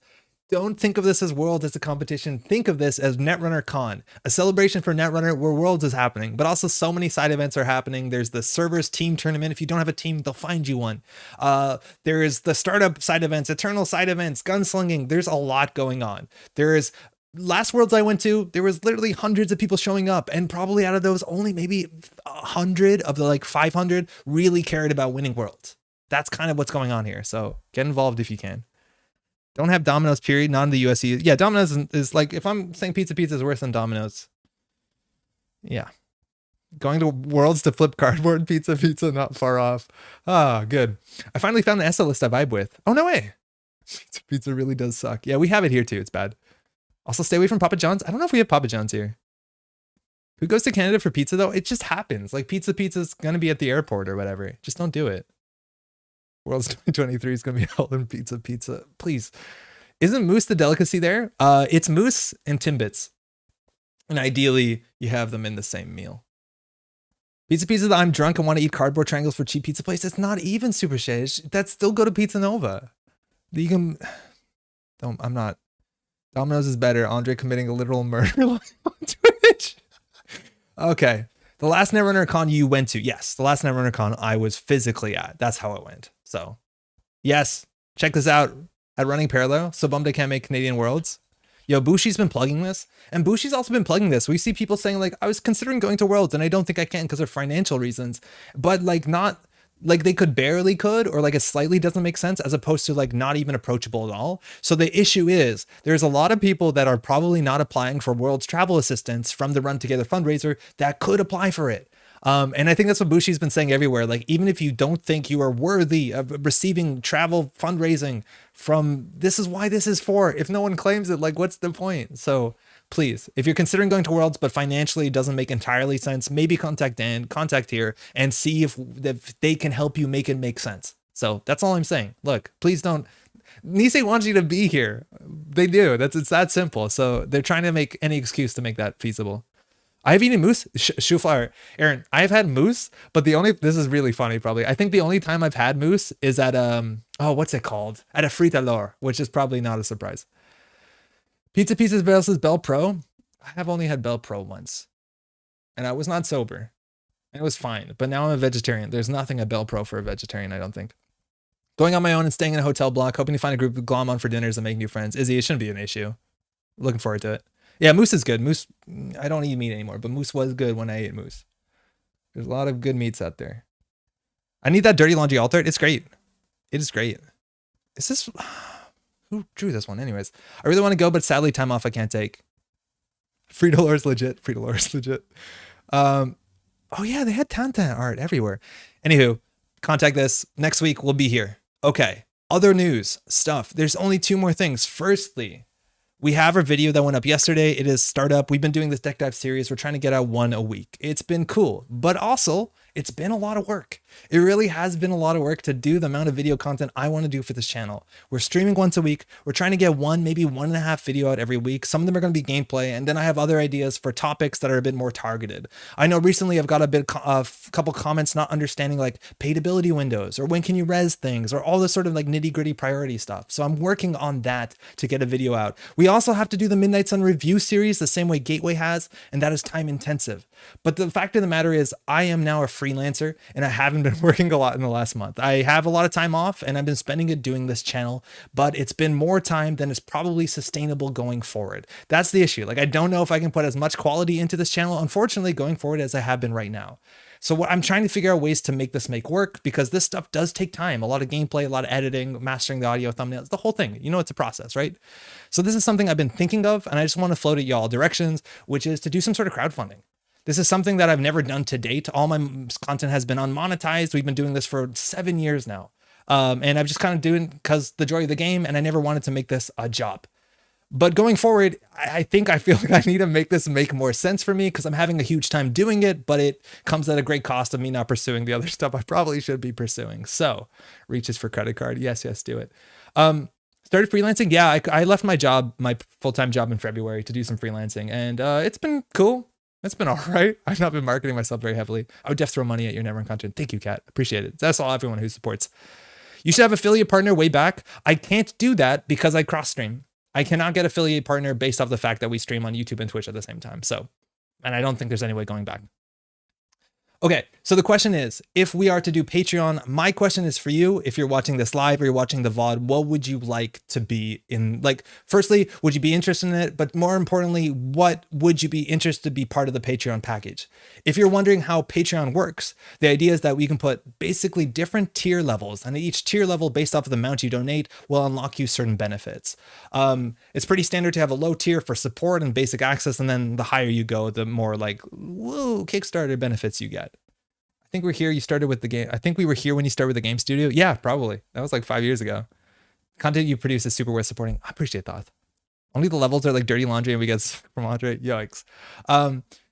What I've been considering, and again, I just want to float this your way. So at a basic level, I want to obviously have Patreon, you get access to the pages. So I want to be able to like talk to the people who support and then have some say in like what the next content is, what the next deck list is, stuff like that. I'm also very interested in making a Discord server, but that also kind of makes me a bit anxious because I don't want this. I don't know, like it might be a good place to have like a social platform to talk to everyone and like share the sort of spirit here at the Metropol Grid. But like, I'm worried that we're taking away from other places like Green Level Clearance Discord, which is where I'd recommend new players to go regardless. So I don't know. I also have no experience managing a community, and I know that's a lot of work. So great, we'll cross that bridge when we come to it. Other things, maybe at higher tier levels, whether you can like submit deck lists for feedback or support, see the deck lists early, stuff like that. I think that's pretty legitimate. I do think I also want to potentially, and I've never seen this before, at a really higher tier, at like a significantly higher tier, actually offer Netrunner lessons. And this is a weird thing because obviously you get imposter syndrome, and I'm not the best Netrunner player in the world, but I know I'm pretty okay, and I'm okay enough at communicating, right? So maybe that's a thing we can do too, where we can sit down for 2 hours a month or whatever, one-on-one to do a Netrunner lesson, again, at a reasonably higher tier, I'm assuming. That's where I am right now. I don't know, but this is something where if we're putting this much time into it, and mind you, the viewership has been fantastic, the feedback has been fantastic, this is something that I'm very interested in pursuing. So we'll see. Again, kind of scared. This is a hard thing to go back on, especially if I do start up a full-time job somewhere, like, and I can't support this. I don't know what to do. Do I crushingly say like, oh, sorry, it's all over and cancel it? Like, I don't know. Maybe that's kind of the realism of it. Netrunner lessons from Nanako. The only thing she's really appreciated is punitive Counter-Strike. And she really appreciates punitive Counter-Strike. For Patreon support, I expect absolutely nothing. I support Shut Up and Sit Down purely because I love the content. Don't fret too much. I appreciate it. But we definitely want to give something back. I don't know. Got to make it make sense. I can get behind punitive love. I've been playing ESA and I just run archives and died of punitive like 9 out of 10 times. All right. That's it. That's the future. Oh, another real quick note.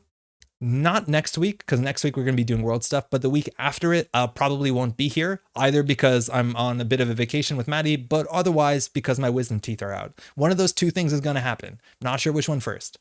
But if that's the case, there might not be a stream. I'll remind you next week, the following, not next week, but the week after. So stay tuned.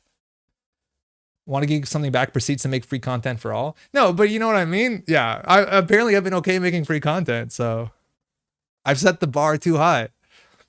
If it's too much work already, please do not think you need to do anything extra. But the thing is, like, I can make it worth my time if like the Patreon money is worth it. I don't know, right? Like it's hard for sure. It's a really tricky path. Was the GLC CO discussed? No, Shadow, I don't know very much about it. Patreon tier to get Andre's removed wisdom teeth? I never asked if they're going to give it to me. I think I want them. I have the bottom ones out. I need to get the top ones out. Apparently there can be a hole between my mouth and my sinus. So I can be like I can put a fish tank in there and run me. Oh, it's going to be so cool. I really hope that doesn't happen. If I support Patreon, can you throw a few games against me to inflate my win rate? Yes. And again, it's good to recoup the cost where we have all these paid actors that we've been paying. Like, look, it's been years. So I can make clickbait titles and deck of the week 100%. GLCCO's information on the announcement channel in Green Level Clearance. Harley and Dorsey finally doing the thing people have been asking you to do for years. Give us a way to support the channel. I appreciate it. Gotta get the Tooth Fairy donations for the Patreon.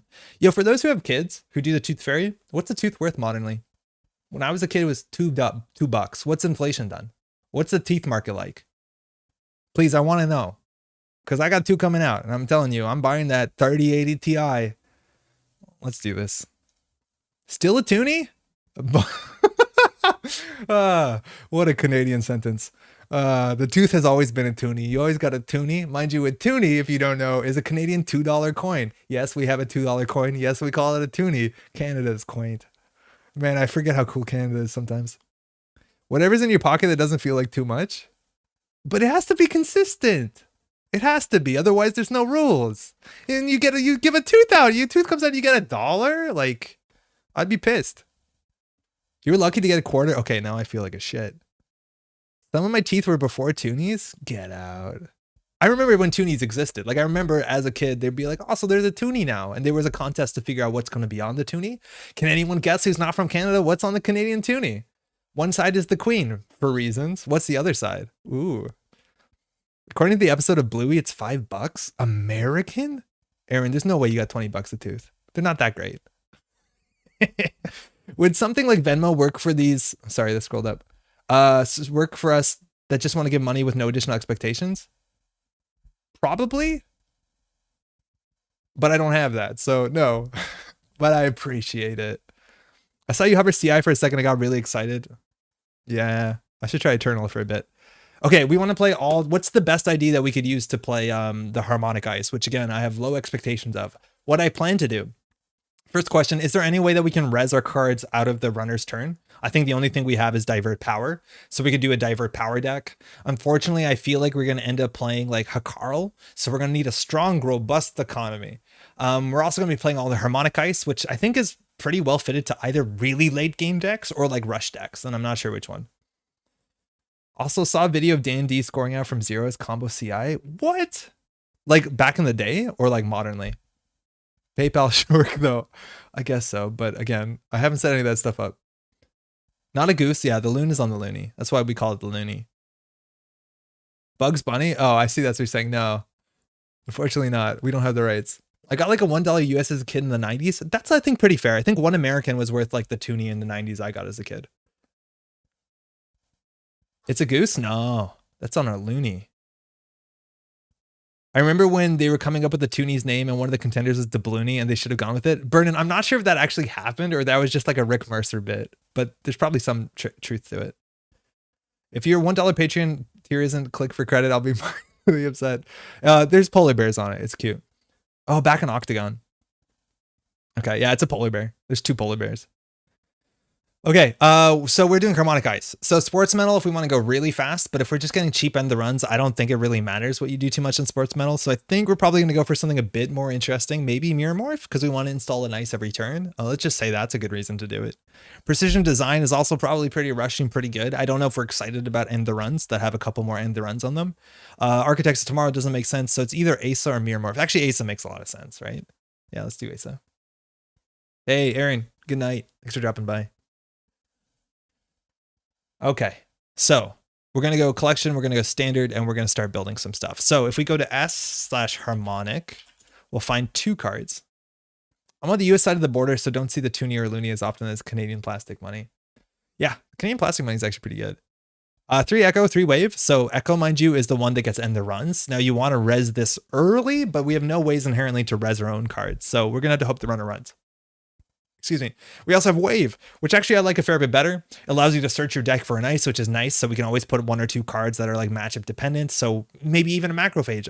I doubt it, but we can put like IP blocks. Maybe we can put in, I don't know, whatever's a good hate card. US money is boring as heck. I'm upset that all the US money is the same size and color. That is just asking for mistakes to happen. Yeah, this is Next Ice 2.0, but it's a fair bit worse because it does not retroactively get better. Like, that's one of the big things about Next Ice. Let me show you what I mean. Echo is the old version of Next Silver. And next silver just says it gains end the runs for each res piece of next ice. So no matter what you do, if you draw your next silver as the last ice in your deck, it's still going to be good. It is ice that just scaled with the length of the game. It was always the right time for this ice. In the early game, 1 end the run, fine. In the mid game, 3 end the runs. At the late game, 7 end the runs, absolute nightmare. But that's the awkward thing. It's like imagine drawing an Echo on like turn 7. Right? Like immediately if you res it, it makes your other next ice good, but like imagine drawing an Echo on turn 7. Oh my God. Yeah, I think we need to play Divert Power just to get some more value out of this. It amazes me that there isn't first world countries without plastic money. Yes, I agree. Yeah, I know in Australia y'all have it too. I reckon New Zealand too. The euro is plastic, right? Echo is ping without the good parts of the ping. Oh yeah. Well, yeah, but it scales a bit better abstractly. We'll see how it goes. Okay. So what else are we gonna put in here? We want to put. What else is like fast stuff? Oh, the euro isn't plastic yet. Shit. What else do we want to put in here? If we play Divert Power, and mind you, we're going to need a lot of money in this deck because we're going to be re-resing and un-de-resing stuff. We want to de-res our cheap little ice and then hopefully de-res something a bit bigger. Now that means we can play obviously Fairchild 3s. I don't love resing our bigger ice and showing them what it is. Maybe we can just res a Refuge campaign and feel happy about it. I doubt that. But maybe we'll play 2 of these. This is probably, again, very quintessentially too cute for what we want from it. We'll play hedge funds for sure. Rashida's for sure. It's one of the best things we can jam on the table behind an early Echo. And then we want to play ASA group sort of stuff. So we can have big money. Maybe we'll try and win with a big deal as well. So things we want in remote servers early. Nico campaign is fantastic. Maryland campaign is just good. Otherwise, I guess we agreed to play a Refuge campaign. Divert Power, 2 of Hedge Fund. Of course, the most powerful ASA card ever printed. Fully operational. Trieste because I want to see it. Yeah, I think that's right. Shocking the US hasn't done a common sense modernization thing since the 90s. /S. The fact that the America still has pennies, literally comical. I feel like the whole world moved past that and America was like, have you heard about the zinc lobby? No, we need these. You can buy healthcare with them. So that's 3 fully operationals. Our agenda suite, generally, I think we still want to do seamless launch nonsense. The problem is if we build too good of a deck, we are going to win the game before the harmonics do anything. Japan still has pennies? Oh, rough. Wait, like a yen, isn't a yen penny like way worse than like a American penny? Canadian bills smell like maple syrup. Z-Bag, I'm not sure that's true. I feel like so many people smell so many things and think they smell like maple syrup. Maddie thinks our cat smells like maple syrup. And there's no way our cat smells like maple syrup. The Lincoln lobby. All right, what's good? Of course, Off-World Office is just good enough. 1 yen coin is about the same value as a penny. Oh, really? Yeah, because it's like, what, 140 or 160 for $1? I never thought they're good for burger tokens. Oh, that's true. Yeah, burger tokens need pennies for backing. That's really funny. Okay, what else is good? Off-World Office 3x. There we put the sandbox in. You don't leave home without your liminal. I don't think a penny would buy the post-it note the pharmacy handed me today instead of my prescription. Yikes. I hope we get that prescription. Leave it to the Canadian to fool themselves into thinking they don't smell like maple syrup. Yo, real talk, I do not like maple syrup. Like, I avoid maple syrup, which anti-Canadian sentiment, generally. All right, what else are we playing? Do we play Midnight 3 Arcology? Yeah, it's new. How bad could this be? And we play 2 foods, we call it a day. Yeah, no, I know, it's too sweet. I don't like it. It's no good. All right, what else can we put? We're going to need some defensive upgrades, that's for sure. So we'll just put a Managarm or 2 and get pinhole threading. Just play Vitruvius, come on. No. Stop me. Carl, okay. Hakarl's really bad. It does say D-Reds on it, but it's just quite bad. On top of that, like if they run into a Hakarl and we core damage them, cool. How are we going to use that to win? We won't. 3. 2. Drafter's really good. We have a lot of installables. That's pretty good. It's what Quebec oxygen naturally smells like. The whole province. Okay. We're already at 44 cards, so we're doing something right. I guess now with Wave, we can put a couple tech cards in it. We have only 2 influence spend. What do we do with influence in this deck?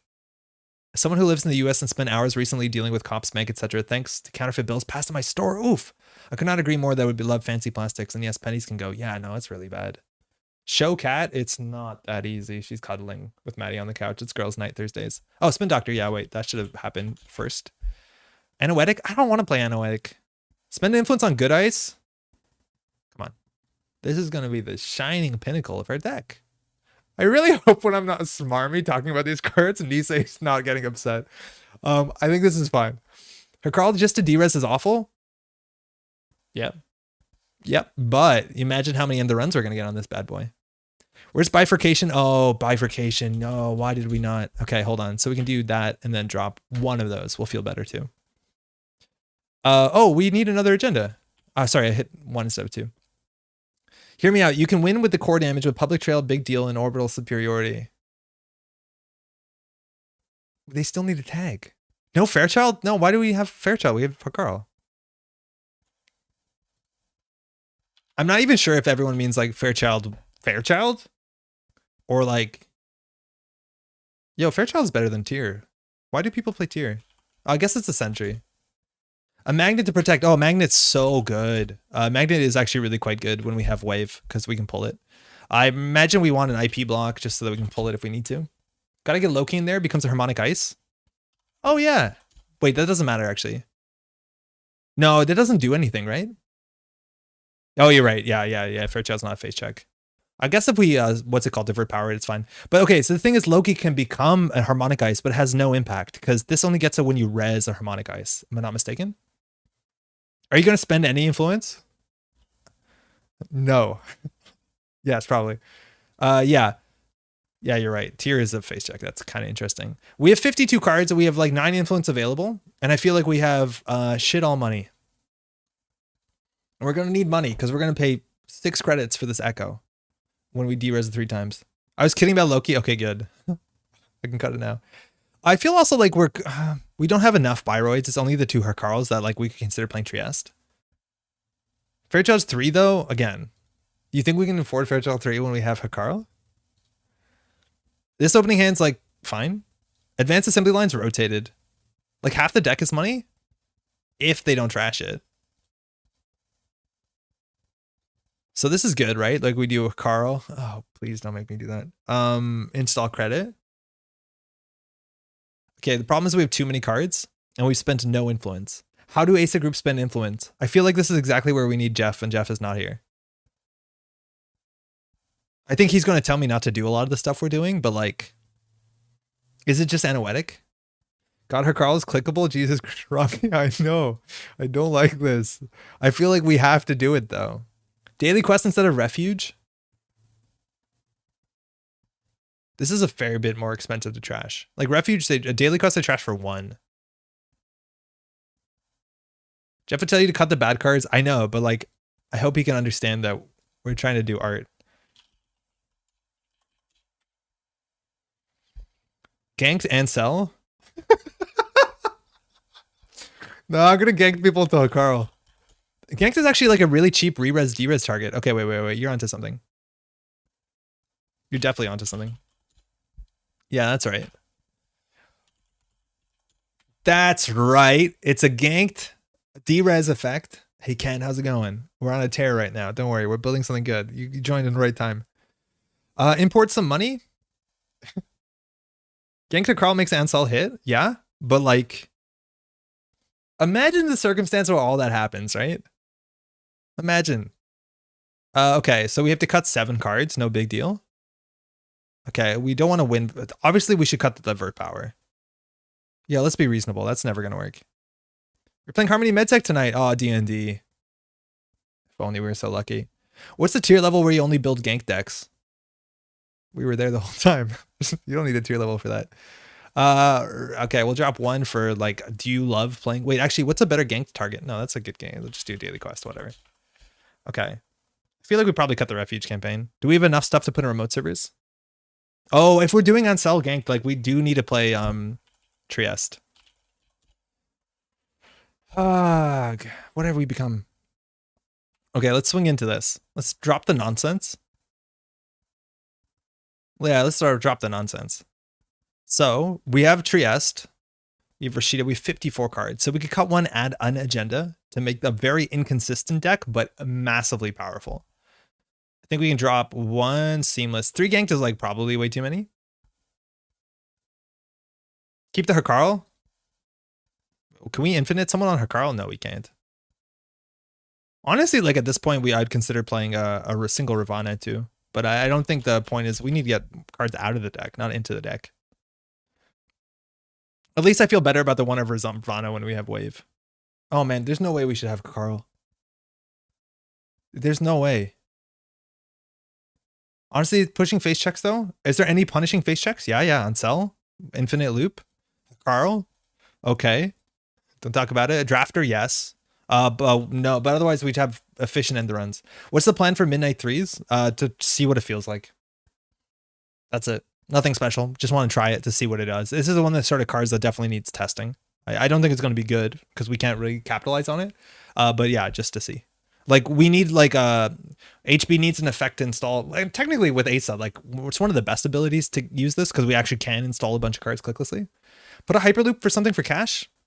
If we had a Hyperloop, like we're way behind on slots again.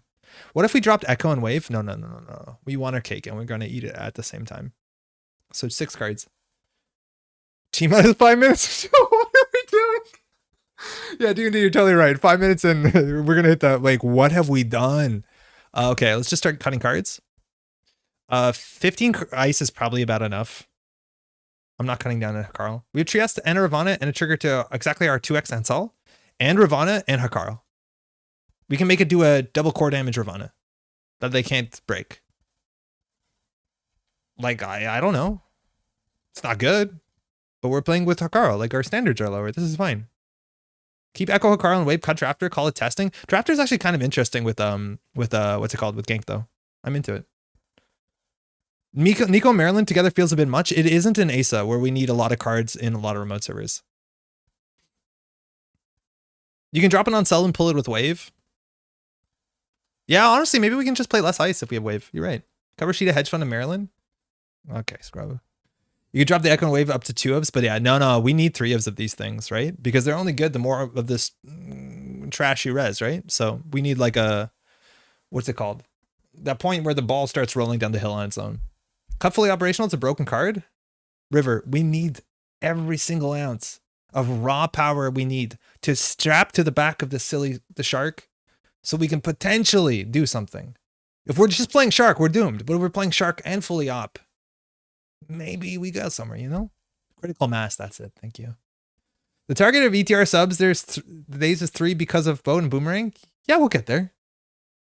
Carl continuing the long tradition of amazing art, but not great card. Love that Sharky boy. I really like Yakuza's art. I'm glad that, like, because I think Rozeki got a bit robbed, but that you actually can see the nuance and detail in the backgrounds. Thimble, we need to cut cards. Okay, just 3 cards. We can get there. Like, look. Bop, bop.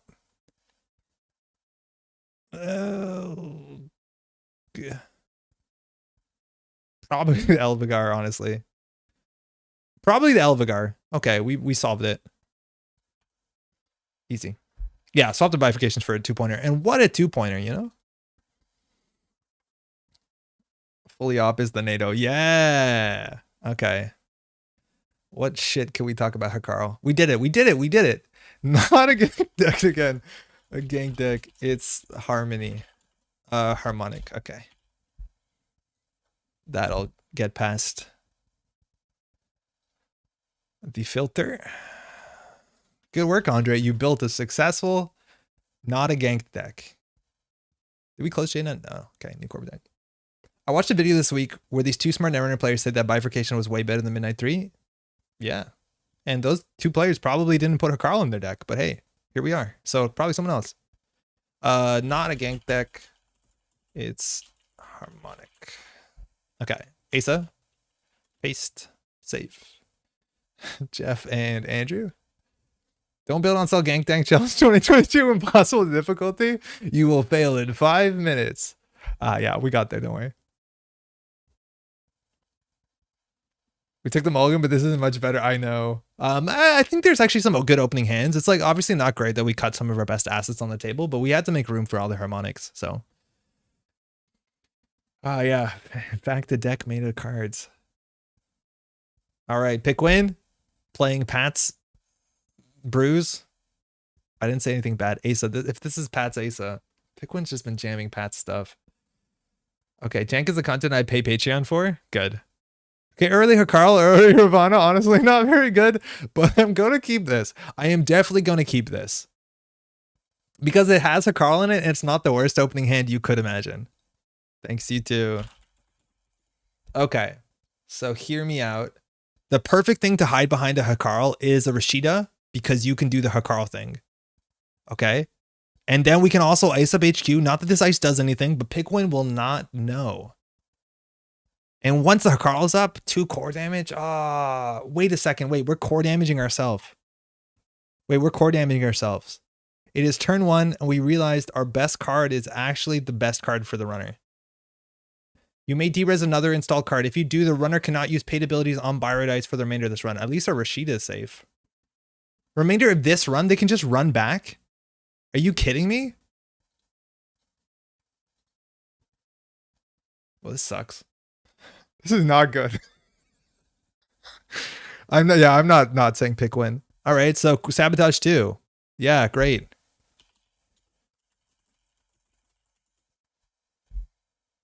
As bad as you thought, Carl. Even worse than that. Surprisingly, this is actually worse than it. I'm so glad Pickwin queued up with Asa. Just so our double core damage Ravana, it looks like absolute dookie. Wait, why do we have so much money? Oh, because we played a hedge fund. Fantastic. Core damage, hit a fermenter, got him. It lasts for the turn? Oh, sick. Huge. Way better. 2 cards. YOLO. Fair. We're down 1 echo, though. Power level of the whole deck just fell apart. It's taking 3 core in 1 turn would be really good for us. Yeah, honestly, it's only first time a turn, so like if she plants... She's going to click through this. It's worth it. Battle for who gets to pronounce Asa. Oh man, I'm so not excited for the Asa versus Essa games that are going to happen on like casting tables on Continentals and Worlds. It's a nightmare. Why did they do that? Why did they pick names that are so similar? I feel like they could have maybe Fire All. You're the best. I appreciate this so much. We could have done End the Run.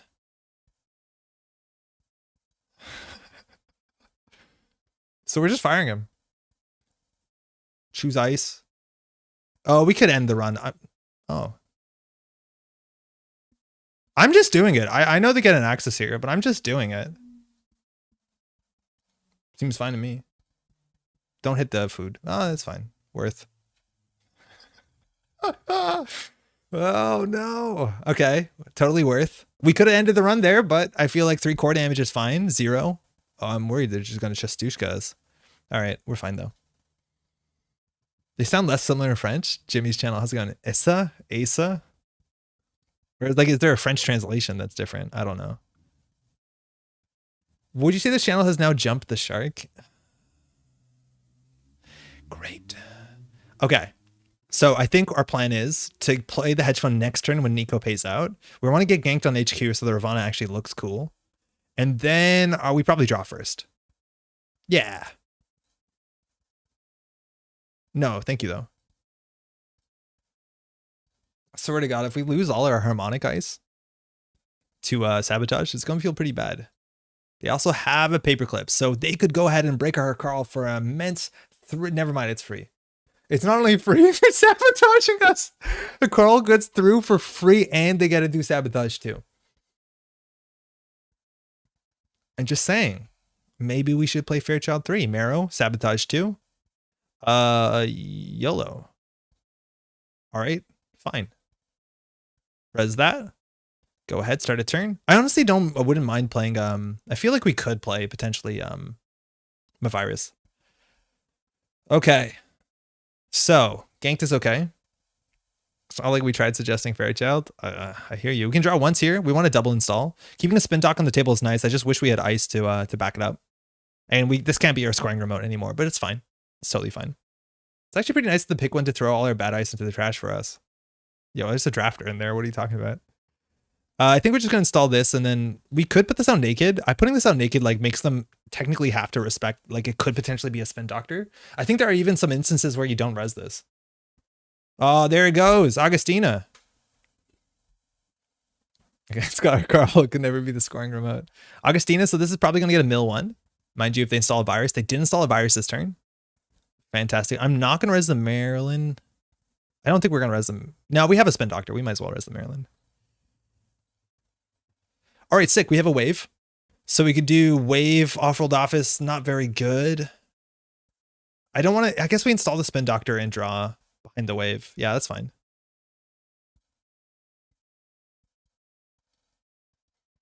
Okay. Trieste. What does it say? Cannot break subroutines on the chosen card.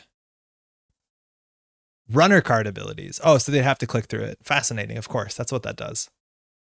So we could have had a big deal in this deck. I think that actually would have been reasonable because I don't know what our scoring remote is. What is our end the run ice?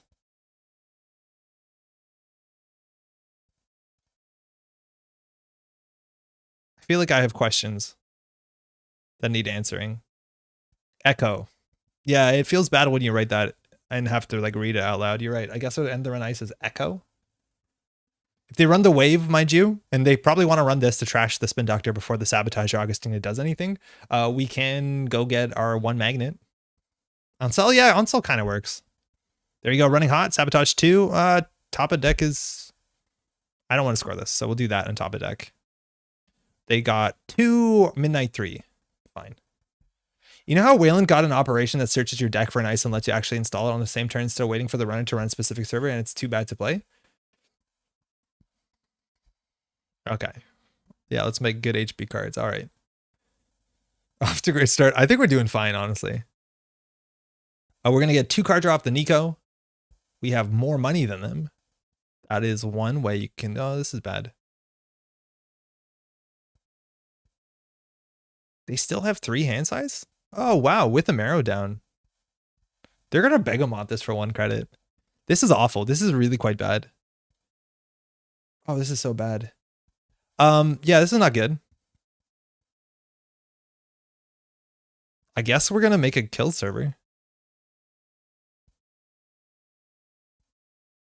We probably should have started that turn with fully operational. I think that's a mistake. Thinking of secure and protect, actually, building blocks doesn't search. I was pretty sure that you were talking about extract in Ob, which is mighty. But yeah, secure and protect is pretty bad. Central's only 2, if I'm not mistaken. And I think you have to reveal it. Ungolo, wow. Do they have the economy to support this? Mind you, if they do run through the Hikaru and we get the Trieste up, like, it is going to be ugly. I think we have something here. Oh, mind you, they could easily play Light the Fire and we have literally nothing. But yeah, okay, I guess running archives makes sense. They don't ever have to run into our wave. So they see Drafter, they see 1 Echo, 2 Rashidas, and a Managarm. Choose 2. Yep. It's a food, the second one. They still have 4 clicks. Oh, we need a Seamless. Did we cut down to 2 Seamlesses? I think we might have. Oh, yeah, shit, we did, which is really bad with how many 4-2s we have. That's a mistake. But I think we can install Advance next turn pretty safely. We could do install Advance Spin Doctor. Maybe we get a second Ice for there. I think that would be ideal. Why Secure and Protect is a bad card, by the way? If people play 2 Afshar, wouldn't Afshar plus Secure and Protect work? I think the idea is that you're generally better off just playing... Holy... Hold on. Thinking. If we res this, they can't... I want them to go through, so I don't think we res the Trieste. Yeah, we don't res. I think you're generally better off just playing better ice, more card draw, as opposed to this. I think it's a double, you reveal the ice. Like, none of that's really good. Like, any other ice is generally better on HQ before you find the Hafshar. That's kind of the idea. Okay, so they're accessing. So, can't break that. Enjoy your ganks. We did it. Yeah, Res Trieste once they commit is correct. Otherwise, they can just hit the end of the run. Ganked. Hit the Trieste. They already took a core damage, mind you, so the Carl... Oh, wait, the Carl's going to end the run. Oh, that's awful. Hey, Pat. They actually clicked the brain damage. Oh, this is so bad. That was terrible. Yeah, they have Marrow. Yeah. No, for sure. I totally forgot that this doesn't end the run, so it's not even the best gank target. Oh, that's awful. Okay, well, speaking of awful...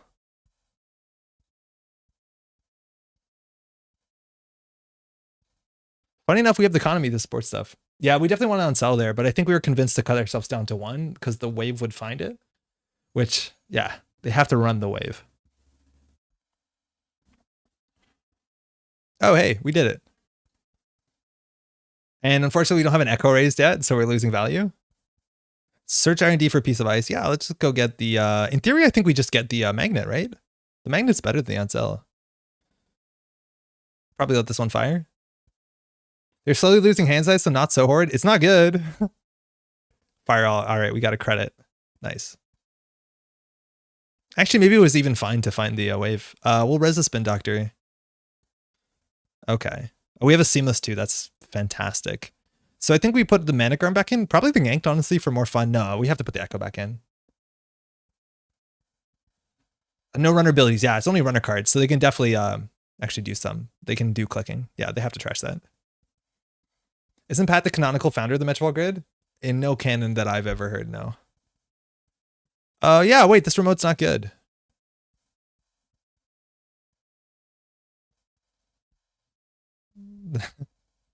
All right. They're through. Now, if they access the ganked first. No, they didn't. No, you can pay 3. I honestly think it's better. Terrible. Yeah, we'll shuffle. That's fine. Yeah, the first echo doesn't even do anything. Oh, no, it gets 1 power counter if I'm not mistaken. I think the first echo actually does get has 1 end run printed on it. I might be wrong. There's no way it's a blank card. That's for sure. All right. Well, oh, they have Ngolo actually. Why do we get the magnet? Yeah, no, it's not the worst.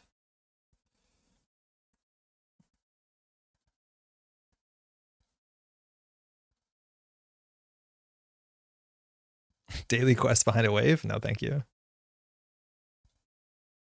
Yeah, Echo sees itself on res. Is that what it is? I know it definitely has 1 end run.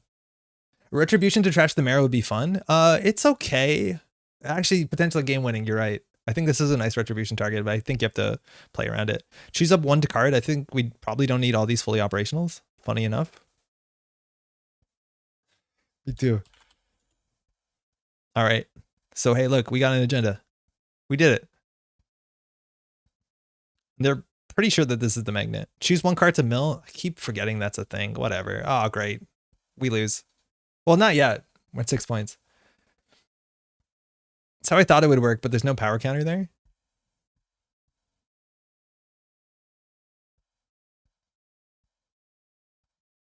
It's like, yeah, if we had a Fairchild 3, you know, what a different game. Mainly Ngolo breaks it for 5. Top of R&D. Nothing to do here. Okay. And we only have 1 Spin Doctor left, and there's already 2 points in archives. I feel like we should probably be a bit more careful here. Oh, hey, wow, we have it. Yeah, so it sees itself. Whenever you res it, it gets its own power counter. On the Echo, right? Unfortunately, this is going to be 1 end the run subroutine. At 0 strength, mind you, so if they're playing Chisel, which I doubt it, but they could be. Ngolo's actually, IP block is not honestly that bad because they can't trace through it when we have this credit lead. And I think the daily quest also might be a mistake. I forgot we don't have a lot of ways to capitalize on credits. We probably should fully opt for draw, honestly. We shouldn't click for draw.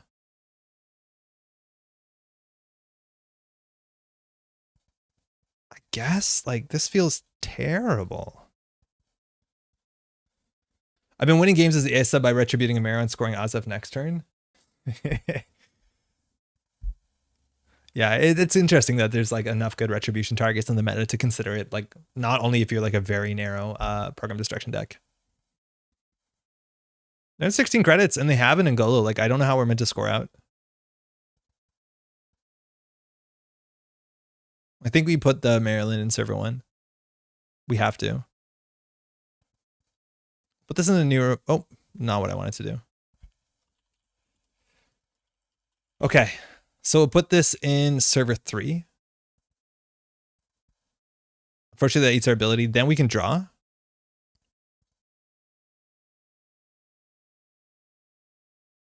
Do they have paperclip? Yeah, they do have paperclip. Wow, they have paperclip. Never mind.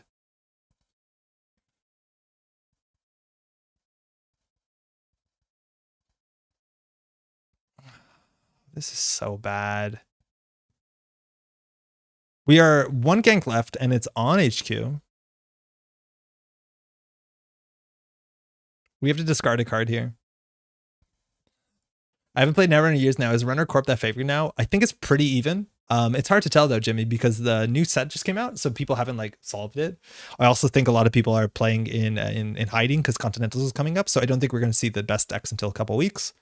But current results say like Corp is slightly favored, but that's early results, so take that with a grain of salt. I'm not rezzing this.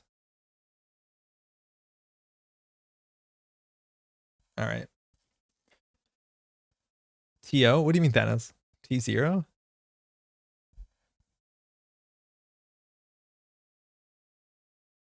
Checking this. This is fine.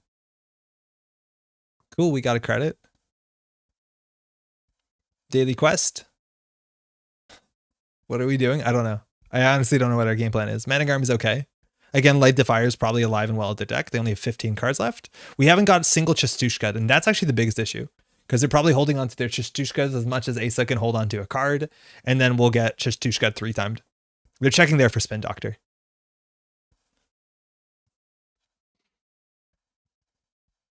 Oh, T-0, the what are we doing callback? Yeah, for sure.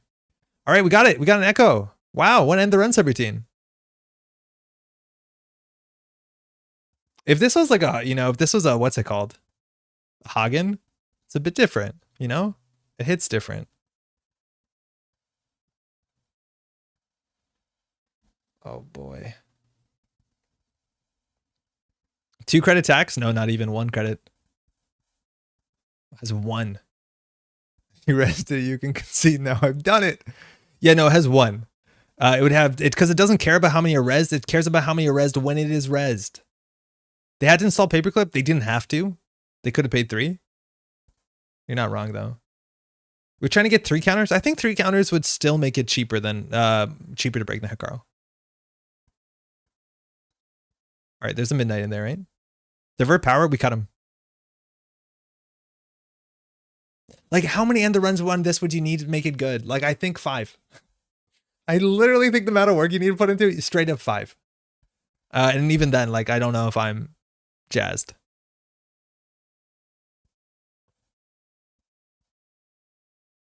Okay, I think we're going to lose no matter what, so we might as well lose on our terms.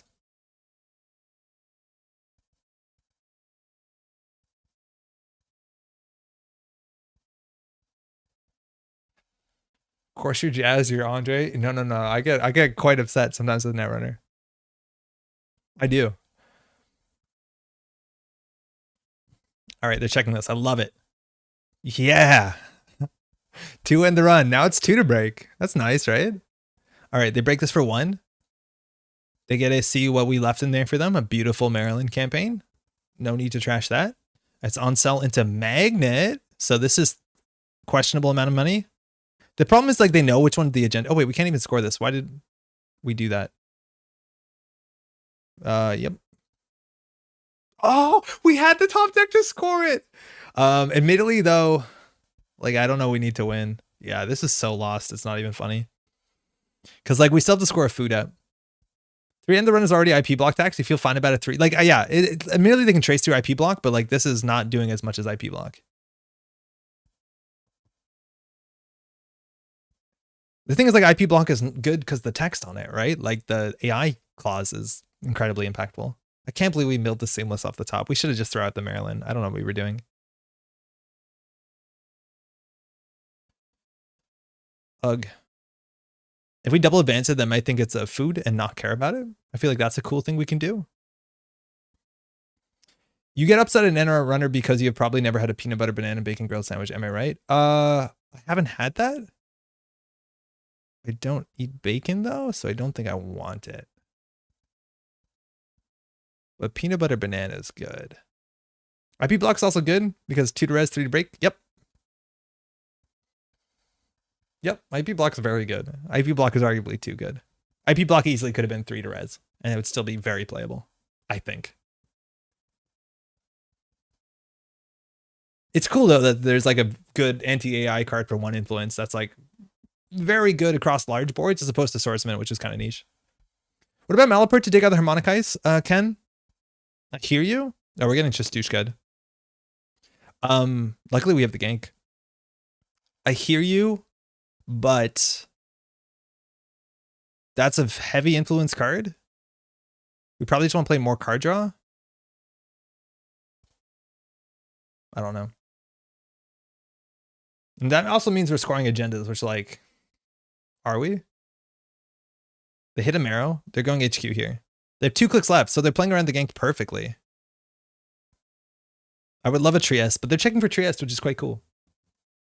They have 2 clicks left. They're playing this perfectly. Wow. 1 and 4. Got it. All right. We're free. We're free. Good game. That's bad. Scoring with the HP2 ones? Yeah. How much is Malapert? 3 influence? No. I would say definitely not 3 influence. Thanks for the game. Wave Echo Cave is probably the best known dungeon in D&D 5th edition, a reference? Wait, actually? I have no idea. All right, so we didn't have a good win condition. This ice is just bad. Like, okay. What have we learned? I don't think we've learned enough for science, but I just want to show what we've learned. I don't think we built a very cohesive deck. I think, again, cards like Anoetic Void would be better served in this deck by a mile than all the other stuff we have. Midnight 3, mind you, works well with Anoetic, which is quite cool. I feel like without 3 Seamless, we'd probably be better with Vitruvius. That's nice and true. But the fact is that like the Echo is just not good enough. It doesn't have a face check. And even for a game that took a fair bit of time, like what turn are we on? Turn 12. That's not short for a modern Netrunner game. We got 2 end the run counters. Like what? Maybe at this point, like, yeah, okay, potentially we could, and like, it still doesn't make sense. Like, even if you de-res this Echo, like we'd have to de-res the wave, hopefully, and then they have to run the wave, and then we have to re-res the wave, which is good, but like, how do we make them run the wave again? You know what I mean? Like, maybe we play Jinja and a lot of card draw. That's probably better. How good would Echo be if it only cost 1? Better, but not great. Much better, but still not good. You guys are harping on Echo, but IMO Wave is significantly worse. Like, it does nothing at all to slow the runner. I think Wave is more interesting because it actually does something unique. This is just end the runs, right? Which is like nothing particular, and there's better things to do it. But this is actually very interesting, and it helps you do the rest of the stuff. Like, it's a card that inherently supports itself. Like, there's a big chance the best thing to do with Wave is go find another Wave. But that only makes sense if you already have a lot of your Echoes rezzed so that they get the end the runs. Yeah. Put your agendas behind them. That would tempt me to run them. Yeah, maybe. When you score the agenda, you may de-res and re-res up to 3 Harmonic Eyes. Still not worth it. Yeah, I'm interested to see what's starting to support. And like, does this even get better with the Harmonic Sentry? Maybe. Maybe. Wave does stuff on res like find good ice, and it also cares about Harmonic Ice even one's res after it. Yeah, that's also a cool thing about this card. Like, this card has inherent scaling based in it. Like, it inherently does scale into the late game. Immediately, it's not like a very meaningful subroutine. If they run through this, we gain 3. That's interesting. Not that our money was bad, so they probably don't want to do it, but like, that's interesting. As opposed to this, which like, if we draw in the late game, it's a vanilla. How many Harmonics need to be printed for them to be good? Bing Hagen needs to rotate. I don't know. I honestly don't know. I don't know because I'm struggling to find out what these, like, even with the Sentry, like, I don't know what these do that much better. Like, if this had 4 subroutines on it, not sure it's worth it. With Pat Tap in the game, it just gives the runner money. So many cards give the runner money, but they're still worth playing. You need a full Harmonic Suite for them to look better. Yes, if you have a full Harmonic Suite, like, you can do most of your deck in Harmonic, I think maybe then you're talking. I think you also see how like Hikaru is way worse than any of the other buy rides you can play. Asa or not. The effect of the next silver made it more playable. Yeah, next silver is just better because it inherently scales, right? It inherently does scale. If you draw one in the late game, it's very good. Yeah, the install order thing is hell awkward. I think if there was more ways to de-res and res that are like more on tempo, yeah, maybe we have a chance. 1054. Okay, hold on. Let's build the fastest corp deck. Don't diss your boy Hikaru. Nah, I'm gonna. It was bad. Because I didn't read Hikaru, I took 3 core damage turn 1. I thought that you were doing that as your choice. Hey, Radiata was just sucked in after the old startup video. Cool to catch you live. Thanks for the education. Yo, glad you like it. Welcome to the channel. It's good to get sucked in, I suppose. But if you have any questions, please don't hesitate to ask. What is the best Jinja list in HB? What ID does Jinja best? Seems like you need to stack 4 on one server. Yes. I think we do. I think we are going to just Jinja and rush. And we're going to bifurcate. Yeah, we're going to bifurcate. We're going to Jinja rush. I think that's what we do. Jinja also works really well with Midnight Arcology 3. Let's try something else. I just don't know what ID to play it in. Shit on me. Maybe it is sports. Guess probably sports, right? You may have misread her call aloud when he said they can just run back. Oh no, I realized that after. That was chat got me there. But yeah, it's for the whole turn. I thought it was for the whole run. Okay, collection, standard, fantastic. We don't have to do that anymore. So let's build this deck. So we want to just put the best on-tempo agendas. 3 of these. We have one, we'll do off-world office. Why wouldn't we? I guess in theory we could do the median one, whatever it's called. I never remember the name. Of course, we want to do luminal. Just make the whole deck 1-pointers and ice. I don't know if we're gonna get away with that. Please do big deal. In sports melee, you don't often have to. I feel like we're not gonna have the same sort of money we were gonna have in our last game, so it's different. Let's do Midnight 3. We're running. Yo, one thing that me and Jeff didn't say when talking about this card. Do you know when the worst time to draw cards are on your turn is? On your last click. Like literally one of the worst times you can draw 3 cards is when your turn is over. I'm aware you don't have to discard them, but like straight up, do you want to draw 3 cards and then end your turn and pass to the runners? Straight up, one of the worst things you could do. Admittedly, you'll have 8 cards in hand, so it's not like it's agenda dense, but you could just draw 2 agendas. And then suddenly it's like a 1 and 4 in HQ that classically was 0 and 5, you know? Like absolutely the worst time to draw. So enjoy it.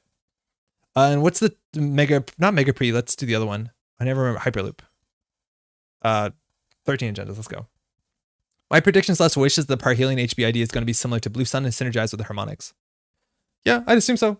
It probably has to. It's underwater too, mind you. It looks like a Thule or Thule, I don't know how to pronounce it, is like a Bioshock city, which is quite cool. All right, upgrade Jinja 3X. Not one of my favorite cards. Are the 2-1s D-Res a card agendas back on the menu then? Yes, yeah, we're playing them. We're playing them for sure. And then we have to play Echo 3X and Wave 3X. Not that one. Nice try. Wave 3X. We have an ID that's a boat. Can we have a submarine ID? Jinteki, I don't know, maybe. Jinteki also has a lot of water-based cards, so they're going to be doing something with aquatics for sure. Okay, what else do we have? What other good ice that we can slam on the remote server? For better or for worse, we have the one that scales with strength based off of how many ice are on the remote server. You haven't seen this in like a year. It's Satyr Adaptive Barrier. It's okay. It's comparable to Next. It's comparable to Echo. Shit. Yeah, that's fine. Hold on. Okay, Magnet, good enough. Helps us not die to one of our weaknesses. How else do you build one of these lists? Eli is like fine enough. They click through it, whatever. We want cheap end the runs, like the red one, the thimble rig is probably fine. I don't know what we're excited for. We need as much card draw. Yeah, Surveyor is like a mixed bag, Dan, because I think we need still the money for it, but obviously it's not bad. It's just like a really awkward card when you draw it early. Man, Surveyor looked really bad. We caught D&D divert power from the original deck, and I think if we're doing Jinja, we're just going to go way faster than that. So we want all the econ and draw at the same time if we can. So we have Hedge Fund. Red level clearance, I think, is technically econ and card draw at the same time. That's like okay. What synergizes with your Doomstack harmonic server? Seamless? Yeah, we need seamless for sure. I think I missed something. I don't know if this is good enough. I want better clearances. Yeah, Satyr. Satyr was like fine. It's not, I'm excited about it. Like it's comparable to Hagen. Higher strength means it still dies to Boomerang or Botulus, but like Hagen's a bit more interesting. RLC is bad. How long? It's not the worst. It's not great. Rashida is fine. That's card draw. What are all the weird NBN stuff that draws cards? Is Wave a bit of a nombo with Jinja?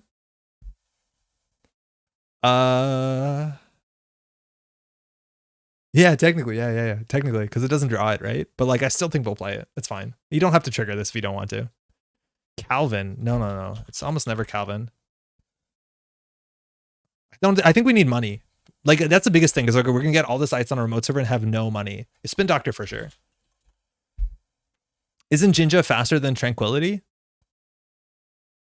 It's not only that this card is faster, it saves you a fair bit of credits. Attitude. Draw 2 cards, reveal up to 2 agendas in HQ, gain 2 credits, and then shuffle those back. I don't know if we want to do that. Yeah, Kat, you think red level is good enough? NGO, I don't think we want to do NGO. We want to just jam agendas in the remote server. Taking a turn to get like 4 credits off of an NGO is not good. I think people overvalue NGO Front as a card. Like the beauty of NGO is not that it's a raw economy card, because it's not an amazing raw economy card. You do install advance, that's your whole turn. You spend 2 advancements, you got 8 credits, but your turn is worth more than the clicks for credits, right? Like, so you're only getting 4 like credits of econ. It's better than clicking for credits, but it's not amazing. But the benefit of NGO is if someone runs the remote server, right? Like if they actually run the remote server and then you get economy, like that's how you make NGO good. I don't know if they're going to run the remote server when you have 3 ice that early. Moonpool. That's kind of fascinating. It's a good way to bait the runner into running your server, but we're sports metal. Like if they run their server, I think we're happy anyways. Yeah, drafter's okay. Ignoring all costs is nice. Yeah, we definitely need more ice. I just want to get more economy in there. This might not be the worst deck for NGO Front. I'm not saying exactly it is. I think Mana Garm, some defensive upgrades multiply the value of your defenses. That's good. We're already at 44 cards. Wall to wall. That's weird.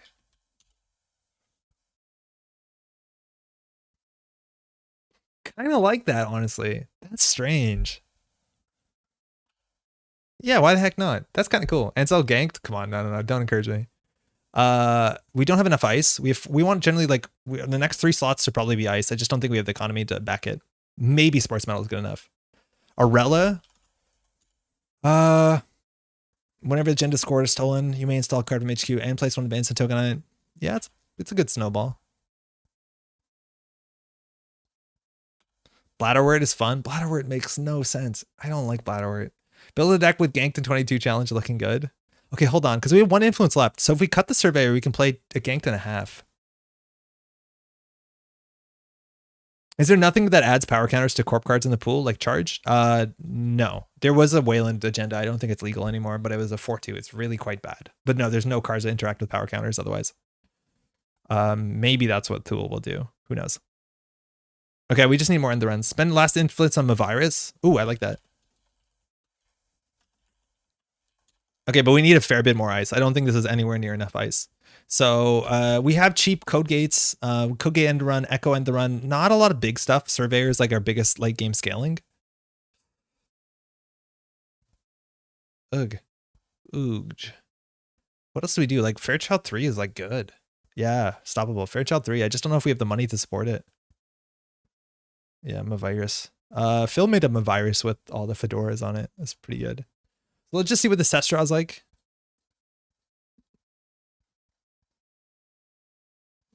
It's not awful. Oh, that's pretty good. Okay. Our economy's so busted. So here we would do Echo Rashida. Just go ahead and put the whatever the surveyor on it. Maybe go to send a message for the free reses. We don't really make that much off of it. And like if we play 3-pointers, or the game's gonna be over before we get sports metal ability. That's at least what I fear. And we draw into all these agendas and lose. Okay, that's not good. What's the cheapest end the runs? Like, I don't think we're playing Rhyme. Got a sports loop, off-world hedge. We might have enough money to limp by. Yeah, it's gonna be close. You can res this ice. Each ice gets +1 strength to run and loses a credit. No, that's not worth anything. Ice Wall, it's influence, and like at that point, if we're playing Ice Wall and Echo, like one of them is gonna get jealous of the other one, you know? This is fine, right? Like Eli, Hyperloop, Echo, H, probably the other way around, actually. I was thinking of Enigma, but we already have Magnet. I feel like Enigma is probably more reasonable for how fast we want to go. Yeah, let's drop a FC3 for an Enigma. It's a good face check. Fully opt, it's not going to make a lot of sense because we only have 1 remote server. But maybe actually fully op with 1 remote server is like basically the clearance I want it to be.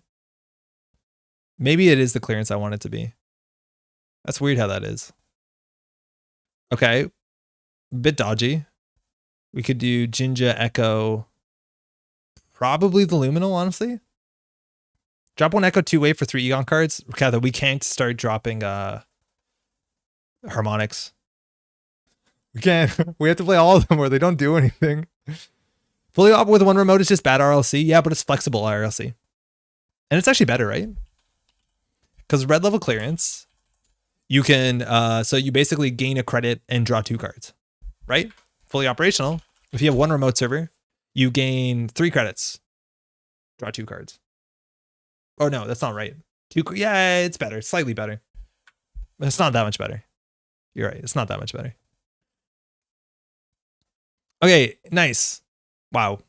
Why are we playing Midnight 3? Hold on. Oh, if we play Mega Pre, that doesn't work the way I think it was gonna. Okay. Only 50 nice. There's no way this is right. There's no way that this is enough. I feel like you want GFI.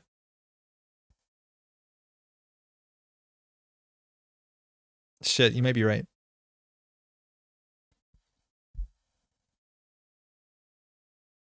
Okay, hold on. Global food. 2x. Cut the surveyor. Not important. Okay, we have 20 agenda points. That's fine, right? 50 nice is fine if you only have one remote, but with Jinja, I don't think so. I think Arella is probably worse than Surveyor. Yeah, I think it's less important than Surveyor. So we need more ice in the list. And now we can play 2 more ice. So that seems good. We can do another Eli. I think Eli's just annoying enough. And then something like that. IP block? IP block is fine. We have influence. Yeah, let's do an IP block. I like that. I think also like potentially playing what's it called? Thimbrick is fine. Yeah, nice. IP blocks in chat. Okay. So here, this is great, right? Like we do Eli Jinja. We can even play the Spin Doctor on it, and if they run it, we can panic res the Jinja Spin Doctor. I think that's pretty sick. That's actually an okay start. Yeah. Yeah, that's doable. Oh, it actually was a good start. Okay, let's try this one. Fine. Hedge fund, Eli. I feel a bit scared putting the Luminal behind a Eli, but yeah, maybe we wouldn't do that. Fantastic. Fairchild, Rashida. We can either Enigma the remote or R&D or HQ based off of our opponent. Say it's a criminal, we'll Enigma HQ. Draw 3, gain 1. Okay, we do Jinja, Rashida. Oh, this is great. You're building the deck to be slower and more remote heavy in the world of Deep Dive and Shishtushka. I wouldn't say it's slower. But it's definitely more remote heavy. We have way less central pressure. Let's see how it goes. Harmony Towers. It's probably apartment building somewhere. I'm feeling way better about this than our because it doesn't have a Carl in it. Like that's I think a huge edge up this one has over the other list. So how bad could it be? I believe in you, Floofy. I need this so much. Thank you. I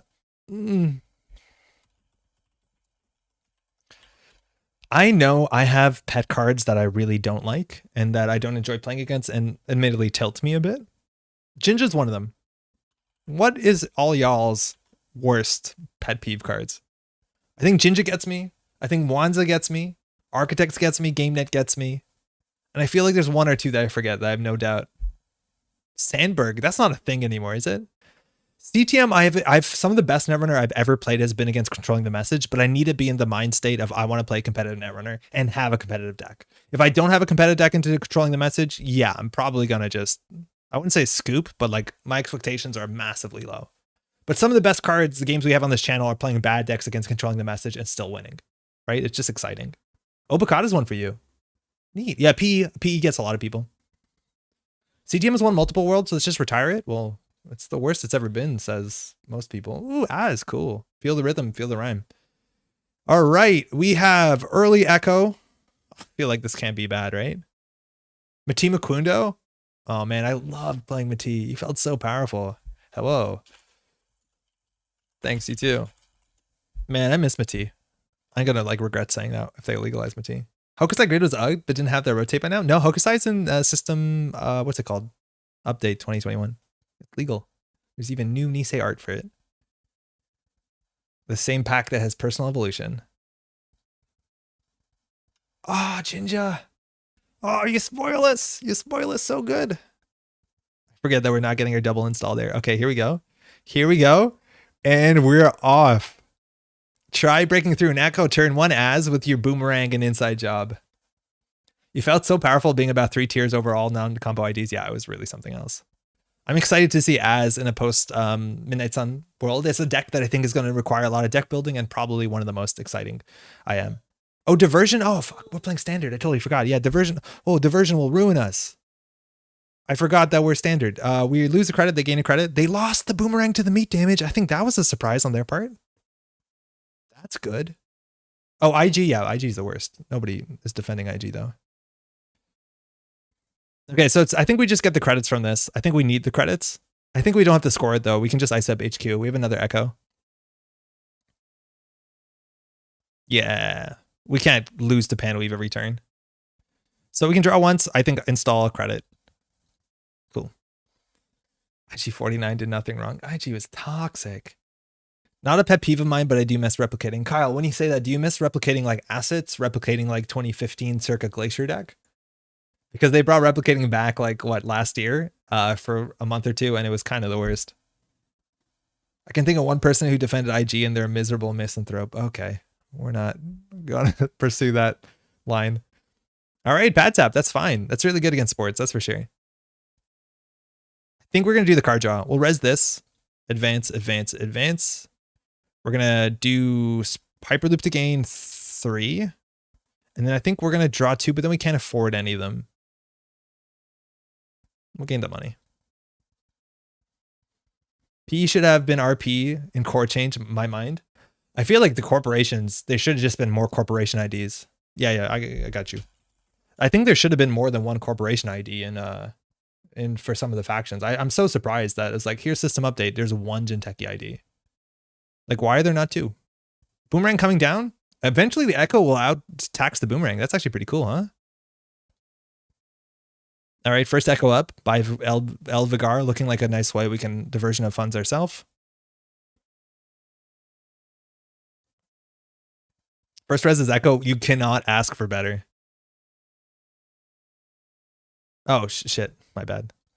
I meant to hit that. All right, they're 3. We're going to lose a credit. They're going to gain a credit. They're going to hit a magnet. Just enough of these like cheap end the runs is actually really hard for this deck that relies on Boomerang and Inside Job. It's so cool that they use Chesva with all this other stuff. All right, this Echo's going to have 2 subroutines. Jinja, what is it? You did not draw any ice. Oh, it shows us up there. Okay, cool. Okay, we're pretty weak to diversion. I think we need to ice up HQ. Echo res first, the deck peaked. We can wrap it up. Let's see how good this thing gets. So we'll ice up HQ because diversion is waiting. We can put this in server 1. Our money is a problem. That's for sure. I think we need them to steal some of our beautiful agendas. R&D. They have Masterwork, Prognostic, Chesva. Feels good. I really do hope they end up with 5 or more end the runs on those Echoes. There's a chance. Ooh, flip switch off the top. Man, Chesva's so cool. All right, off-world office, gain 2. Yeah, we'll do the gain 2. It gets them their pad tap money, unfortunately. I love the game decisions you get with a dynamic RP deck that is trying to score, but it can't coexist when there are cards in the pool which allow you to build prison style. For what it's worth, Power Guy, those rotated. Like bioethics is gone. Political dealings is gone. So I feel like that deck is way harder. The closest you have is Bladderwort. Running here, don't mind me. That's right. HQ now has, I forgot, I thought this would have 2 end the runs on it. Like, come on. If that was a Hagen, we would have trashed the Chesva. I only started playing Netrunner again after several years long break. I didn't know that idea had been back at all. Replicating, it was kind of like a I would say publicity stunt is the closest thing to it. Oh, this in the remote server is a bit awkward. It's a virus. Okay. Is RP Reality Plus? No, it's an old Jinteki ID. The second Jinteki ID ever printed called Replicating Perfection. It was a 4515 that said to run a remote server, the runner has to have spent a click running a central server. It won Worlds in 2015, building a really cool kind of out of left field Glacier deck that nobody expected.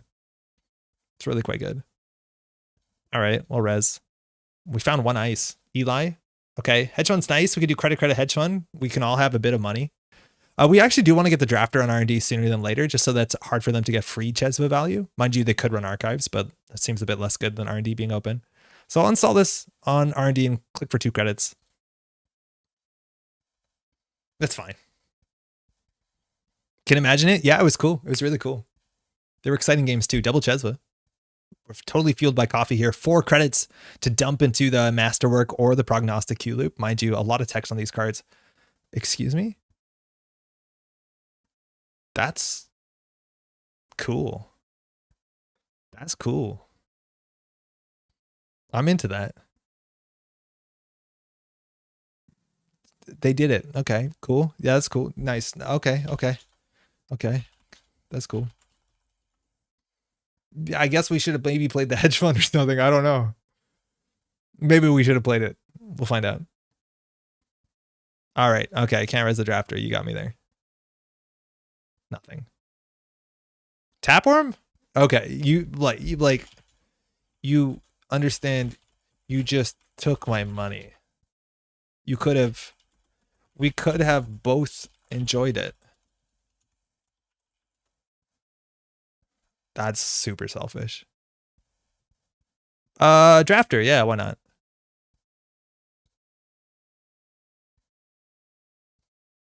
So this is a new card that's become, I think, a fair bit more playable. Now there's no Cyberdeck Sandbox or Cyberdeck Fire Suite. It's good when we have money. It's kind of a bit like anti-synergistic in some ways with Diversion, Pan Weave, and Hijacked Router, but not bad, right? Unfortunately, here if we click for 3 credits, like we're just asking to get Diversioned. Here they'll get a credit. Great. My favorite thing about Q Loop is how quickly I forget my top decks. Notepad.exe. It gets also a lot trickier with Class Act. They're also playing Paula's Cafe. That's wild. That's 4 influence. Time for them a virus? I don't think so. I think if they hit it, so be it, but I don't want to pay 3 credits to deny them 1 credit, like whatever. T400? At least that's free. +1 MU, +1 hand size. Like, that's fine, I guess. For free, it's fine. Not an exciting card. Problem with this deck is I don't know where to put my face anymore. Just install into archives. Yeah, I think that's the best we could do is install into archives. That's fine. Okay, we definitely need to stabilize. So we'll do 1, 2. Archives, I guess. They probably think this is a Crisium. Whatever.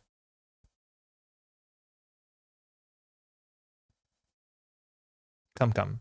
There's a bit of synergy, but there's also synergy in that all their cards are designed to slow you, and Tapeworm is a way of doing it that works when you have 10+ credits, for sure. Yeah, Managram Archives is kind of neat, right? That's unique, though, so like we can't have it on the remote server if we want. Maybe they think it's Managram. If we pay 2, I think they're happy about it.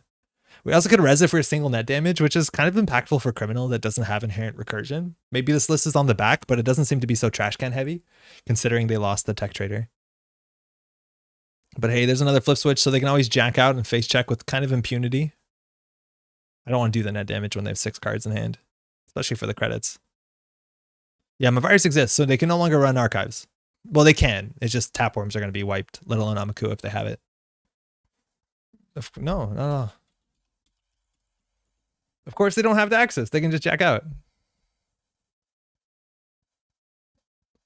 They understand it is a virus, so they want to keep their beautiful little Tapeworm. We can always res it, of course. So they're just jacking out manually. All right, next turn, we can pop the Spin Doctor. We have 9 credits. Again, we have to watch out because it's not just having credits for the remote server. It's also making sure that we don't get Diversion first. I think we can do the Elvigar. Which one are we de-resing with the Elvigar? Pad tap. Okay. Sports Metal is working for both of us. Cool. It's a food. Okay. So we can do install advance. They can't really stop it. The question is, do we get 2 cards or 2 credits? I feel like we need the money. Are we going to choose to make ourselves even more, have fewer credits? Because we can de-res one of our cards. We could de-res a Spin Doctor, honestly. That's probably better. You do have to give them the clot window. Oh, in theory. Oh, excuse me. Yeah, you're right. Do you want to fish for clot? Yeah, you're right. Because they can always clot off of the prognostic Q loop. Excuse me. The HQ Echo. If we do the HQ Echo, it makes the remote stronger. I think we'd want to do this Echo if they run it. Right. Nice.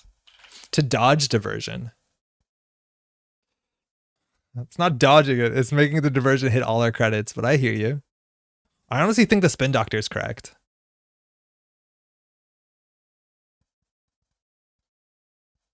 All right. Minimal value. So be it. I'm running on 2 agenda points. Oh my God. We're going to have to deal with these pad taps for the whole damn game.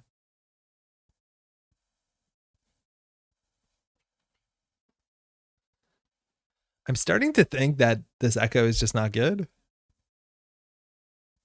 Prognostic Q loop. Look at the top 2. They're just purging it out. Okay. Doesn't de-resing either give both a counter on the next res?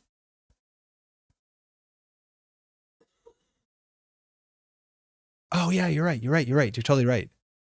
Oh, actually, that's kind of interesting. Hold on, I just said they were bad. But yeah, if we de-res this one and they ran it, then this would be 3 counters, this would be 2 counters. Yeah, fascinating. I think you're right. Maybe that was correct. I don't know. The question is whether they have paperclip or not. We haven't seen enough influence. Bravado. We can res the drafter here. Of course, they can just flip switch. We probably need to. Yeah, there you go. Jack out. Huh. Yeah, I feel like even if we think it's bad, we just have to try it out. Like, just see what happens. 7 cards in hand. They're going to bin one. It's the one that doesn't make sense. Let's res. I guess we don't have to res it yet. It's a wave. Wave we want on archives. That's a perfect archives card so that they can get 2 credits. We can get 3. Let's res this. Fantastic. Why is Tapworm still on the board? They just installed the second one. We purged one of them.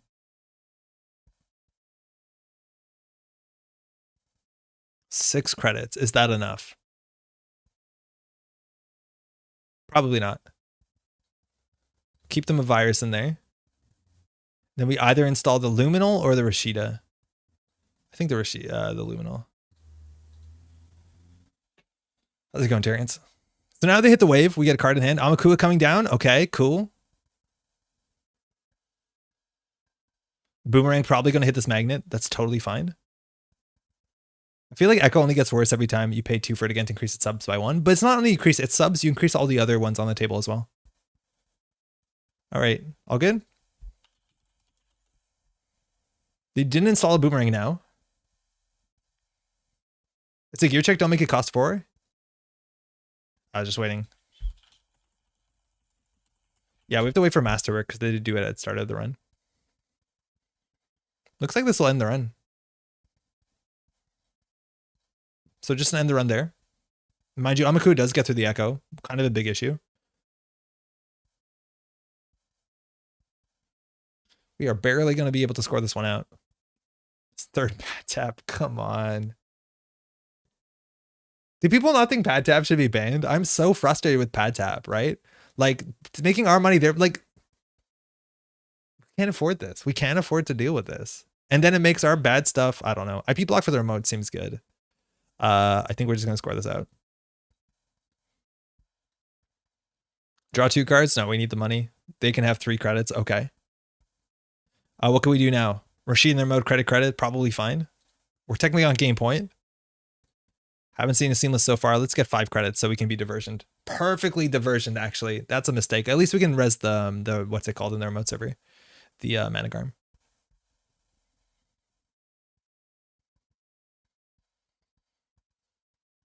This is 3 strength? Yeah, it'll get 3 credits. It makes this 3 end runs. It's okay.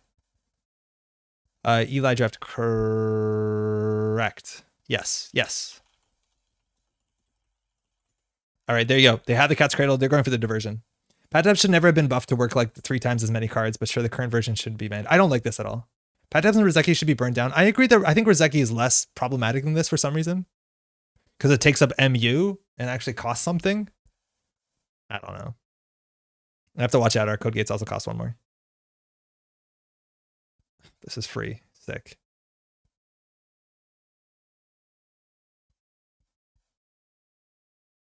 Yeah, we just don't have enough economy. Okay. We're just going to res the Managarm as a way to duck so they don't take all their money. Mind you, we lose 1 technically first to the Panweave. They probably could have taken the Axis there, but here they can charge the remote server because we have 0 credits. Well, it's technically a bit different with the Managarm, so it's going to be a bit more expensive, but not much more expensive. They can probably trash everything. Yeah, res Managarm for sure. That was like a common thing back in the day where like credit denial in HQ was super common from criminals. You try to keep things that you can res to like duck underneath the what was classically called an account siphon. So that's a very important thing to know. If you're getting absolutely ruined by diversion of funds, just don't res all your stuff. You can't res ice, mind you, but you can res assets and upgrades. So they're considering it, right? With 0 credits, we can't res any of this stuff. Echo only has 1 subroutine, so for them it costs basically 6 credits to run this, and then they'll need 3 more to trash this, 1 more for the Rashida. I don't think they trash the Jinja when there's 4 ice on here. Oh, Boomerang. Makes that a bit easier. They didn't get an Namaku counter, mind you. Where is that? On R&D. Oh. Whoa. Whoa. This is only a 2 influence card, you don't say. So 2/2/2, 2/2. What, they figured it out. Technically the boomerang won't be there, but I think there's still 6 installed. Yeah, wow, super cool. They get a look at the top, what, 6 cards? Mind you, the Proto, a Deep Dive, and access one of them, whatever.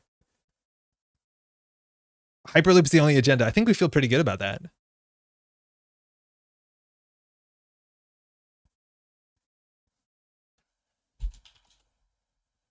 Nice.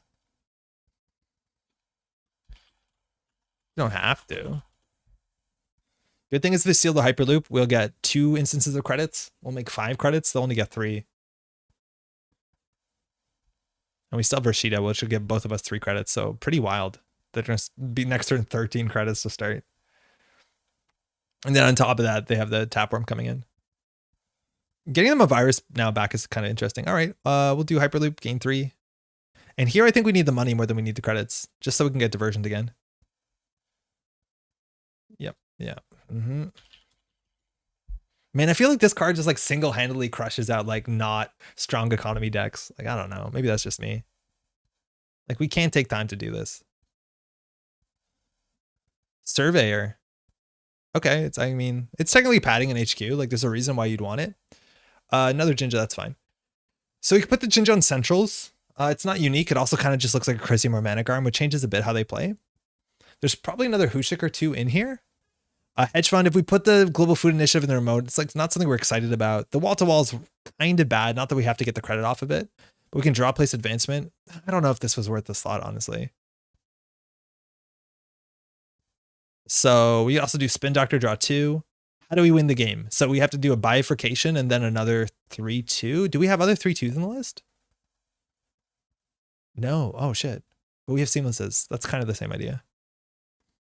Not excited about food, it's game point. Yeah, but install advance will be on 6 credits. We can res maybe 1 piece of ice if we're lucky, and they have 2 more diversion. Like, it's not going to work. There's no way that we have to be able to like res a surveyor and like another, like an IP block. We need at least 7 credits, and even then we have to play around inside job to some extent. Like, we need to stabilize it a bit before. Wall-to-wall is only good early game, but it's only 1 credit for 1 recurring free draw. Yeah. No, of course. But I feel like Daily Quest might be better for the remote until I don't know, maybe not even. Regolith probably better. Beta run with the wall-to-wall. I don't think they'll run. I think it's the best thing we can put in the remote, though. So we can do this, credit, wall-to-wall. Yeah, that's probably fine. We could have considered drawing, too. Hedgy because you already been pad? Yeah, Ian, for sure. We want to play Hedge Fund there because we've already paid for the pad taps. So we want to do as much as we can in a single turn. We're up to 13. I think we were at 0 last turn. We were at 0 and we're at 13. That's at least kind of cool. Tapeworm, mind you, gives them a 2. Nasty remote you got there. It's fine.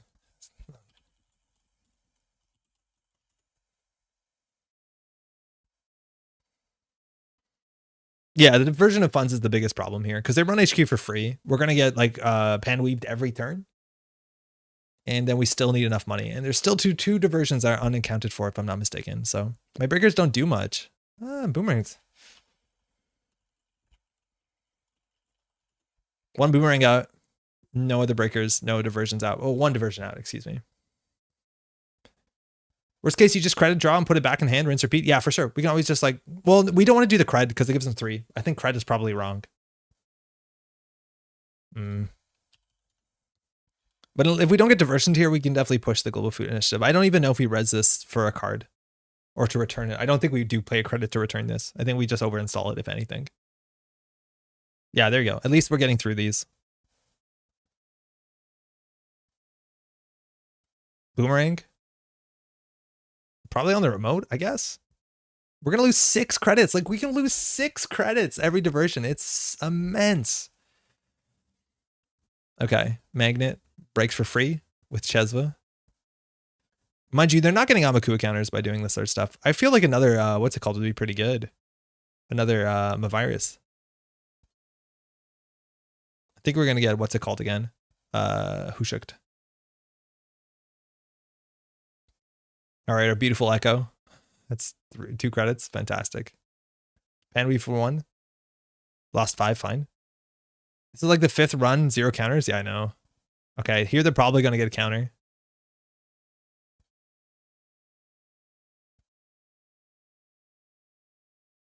They did it. All right, now they can break, I don't know what. Another class act. Huge amount of draw.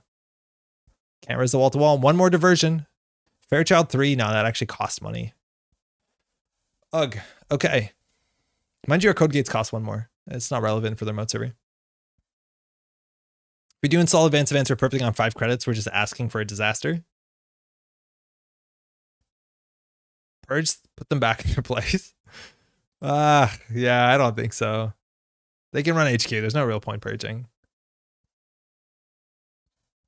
What are we drawing for? Oh, that's good. Run archives. Yeah, I think we're just gonna install this in server 1. I think either way, we're happy about what happens to this agenda, if I'm not mistaken. All right. I wake up, it's 5 a.m. It's a daze. I open the YouTube notification. I stare down 3 pad taps and a tapworm. How is this a just world? Why does God hate his children? Mela, I feel you. I really do. Man, do I love pad tap. But it's okay. There's the Hushek. Honestly, I feel like maybe a Maker's Eye would be better here. Looking at 6 accessing 1 is obviously fine. The fact that they actually have to boomerang R&D, like a second ISO on R&D is kind of meaningful. This also means that they won't get Amaku counters easily. All right, class act, boomerang, drafter. Lots of triggers here. They have been shuffling with the boomerangs though, so like they're ordering the class act is getting a bit scuffed. We'll just wait for the runner triggers to pend.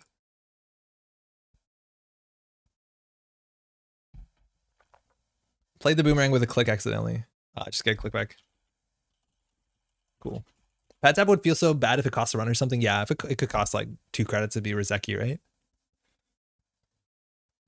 I don't know. If it would be unique, I think also it'd be a bit less frustrating. Maybe not, because as soon as you trash one, another one comes back. That'd be a bit annoying.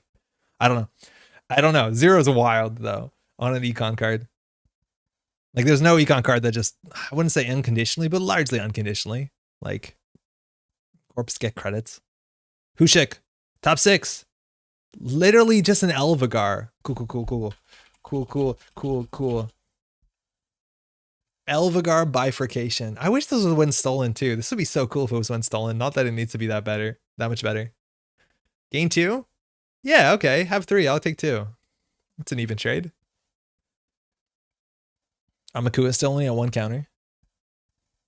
I think a fine and elegant, nice and lovely way to tweak pad tab and make it good would just be to nuke it for more bet. I'm surprised. I think it's worth trashing this pad since I know they're running diversion. I think if we, like, okay, how many turns is it going to take us to make 9 credits, let alone spend a whole turn doing it? The thing is, like, the thing that's going to make them win is probably not the economy, right? Like, maybe they install the paperclip, but the problem is, like, it's not so much that they need credits to run this remote server, they need the time. They need to be able to deal with all of this. So you're right, but, like, taking the time spending 9 to trash this, like, there's the last diversion. We're fine, you know?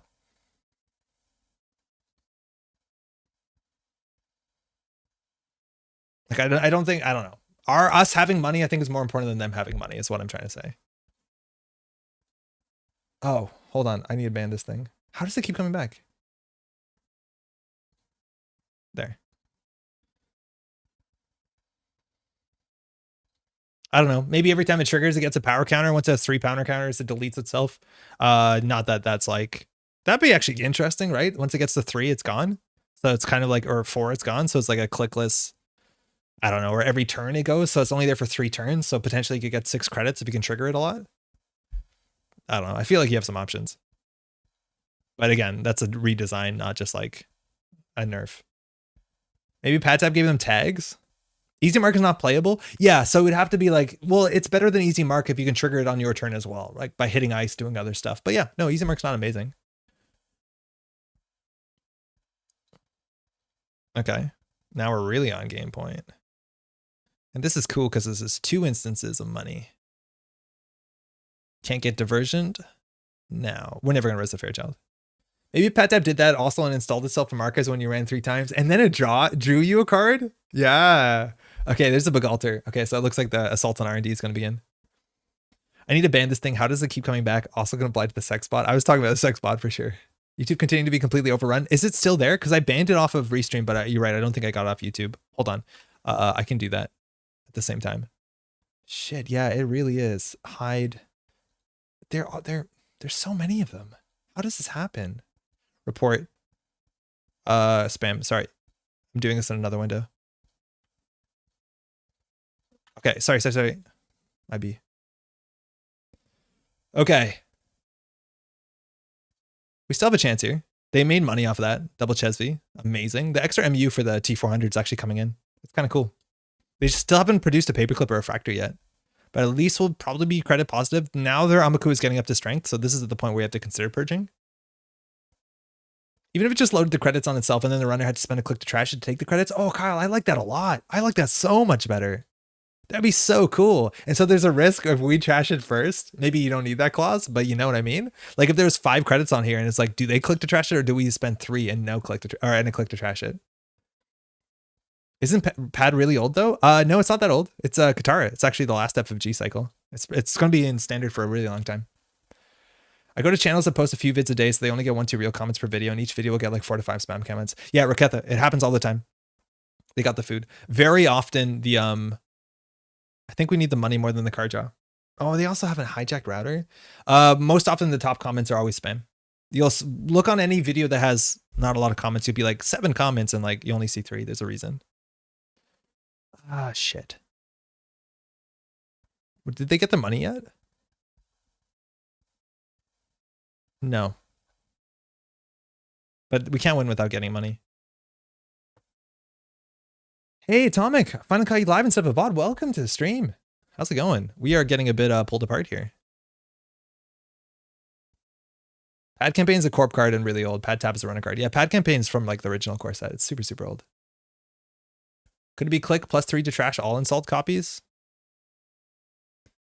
I feel like that would just be the same as making it unique, largely. Like it's very similar to making it unique. Yeah, Pad Campaign is in system update. Yeah, it's been around forever. Like how? Oh, hedge fund's good. But how do we win? Like, can they break this? At least we have a better idea of how much money we'll have on any given turn. Seamless is a good start. We also have to not lose to R&D. Right? Because these are the only servers that easily get Amaku counters off. So now it's going to be a bit of a grind. There's still 2 boomerangs in rotation. And when they get to the end of their deck, the boomerangs are really strong.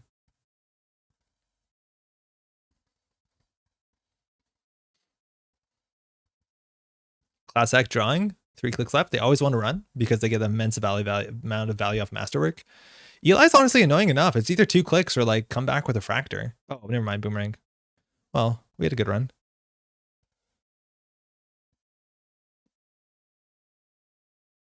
Wait, what? Class Act. Something's wrong here. No. You should only have 2 clicks. You did draw none.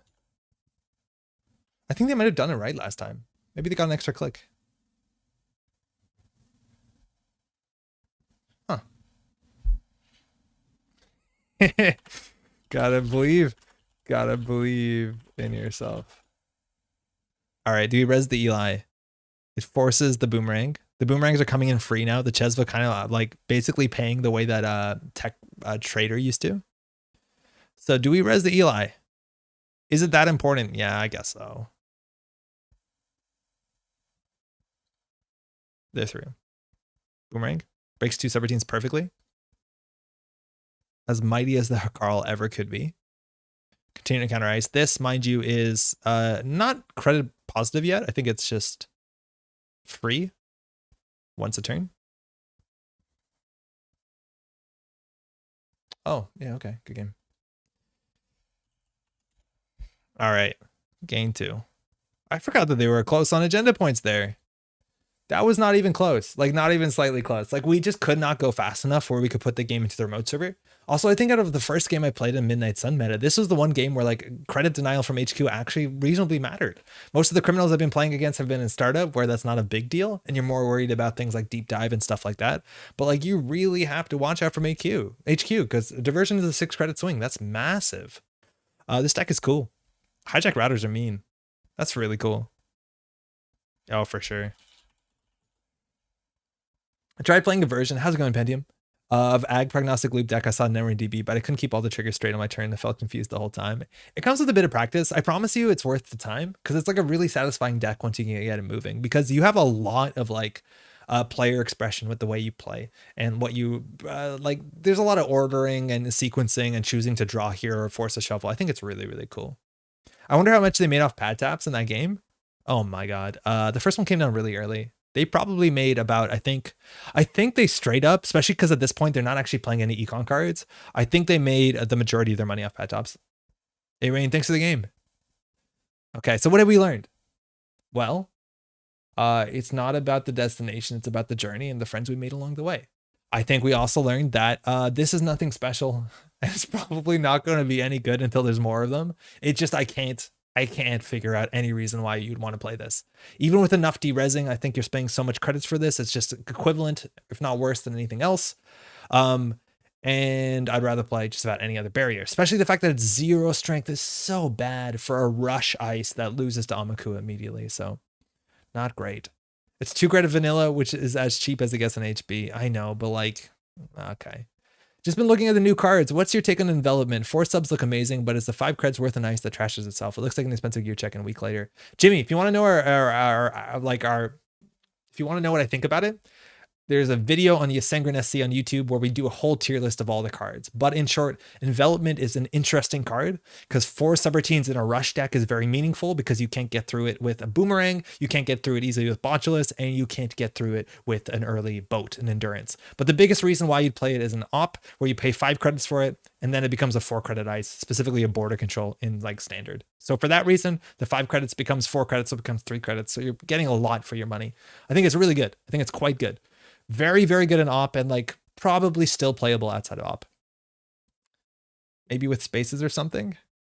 Envelopment is very strong in op. Right, yeah, exactly. It's very, very good in op. The best dice in the op list, but otherwise pretty situational. But I think in a very rushy Wayland deck, it's probably okay. Not a lot of people can deal with 4 subroutines so quickly in the game. Way more interesting than Firewall. Yes. And I feel like we might have under-evaluated Firewall. Apparently, we're coming back to Firewall being okay constantly. But yeah, we made 2 decks. None of them are good. I feel like we struggled with economy in one of them and like a cogent win condition in another. And it's not that we're expecting like an end the run to be like that good to be deck defining, but like, you know, you figured out something along the way. It's not that good. The Trias model Biroids was kind of cute. I think you have to do a lot of work to make this happen. You saw how our opponent played, and I think that was more interesting, that they started checking things. Admittedly, I think for Essa, you have to check for spin doctors pretty consistently anyways. But that doesn't make it, it does make it a bit trickier, especially with a ganked deck, but we don't need more reasons to play that. BBB hate boat boomerang botchos. Those are the ones you have to deal with. You really do have to deal with boomerang. It's so hard. It gets inside job. But if you're playing a rush deck, like you fear these things pretty heavily. You want to test against Apex to feel better? You know where the red phone is. I appreciate it. I really do. Anywho, I think that's going to be it for the stream. Again, we have a video up that's yesterday. It's a startup PE deck. It's pretty fun. We get some pretty interesting flatlines. Otherwise, next week, we're going to be joined by someone from Nisei to show off all the world swag and talk a bit about worlds. And I think that's largely it. We're hoping to get a video up next week, and we're working on some longer term stuff. But hopefully we'll get like a Midnight Sun review series like System Gateway did, but probably in September because I'm off for the first week, last week, something like that. Apologies that we didn't do anything cooler than that, but like, hey, we had to get this testing done. I'm so sorry. I'm so sorry. Thank you. Good night. Hey, thanks for streaming. Thanks for everyone for dropping by. Everyone we had games with today. Good game, except Eric. He knows what he's done. And everyone hanging out in chat, watching the VOD. Hopefully you're doing well. It's an interesting reason to face check as Crim before committing to Boomerang. Very little overlap with that. I don't know in Rakatha in terms of battlement. I guess so. Man, I got really punished face checking. I was like, oh, if that's a magnet, I want to face check into it, then install my Botchos and run. And it was Enigma, and I lost the game. So great. Thanks for injection of 5 a.m. pad tap hatred and the usual match full joy. We stay happy through all the pad taps. Remember that. It could always be worse. Take care, y'all.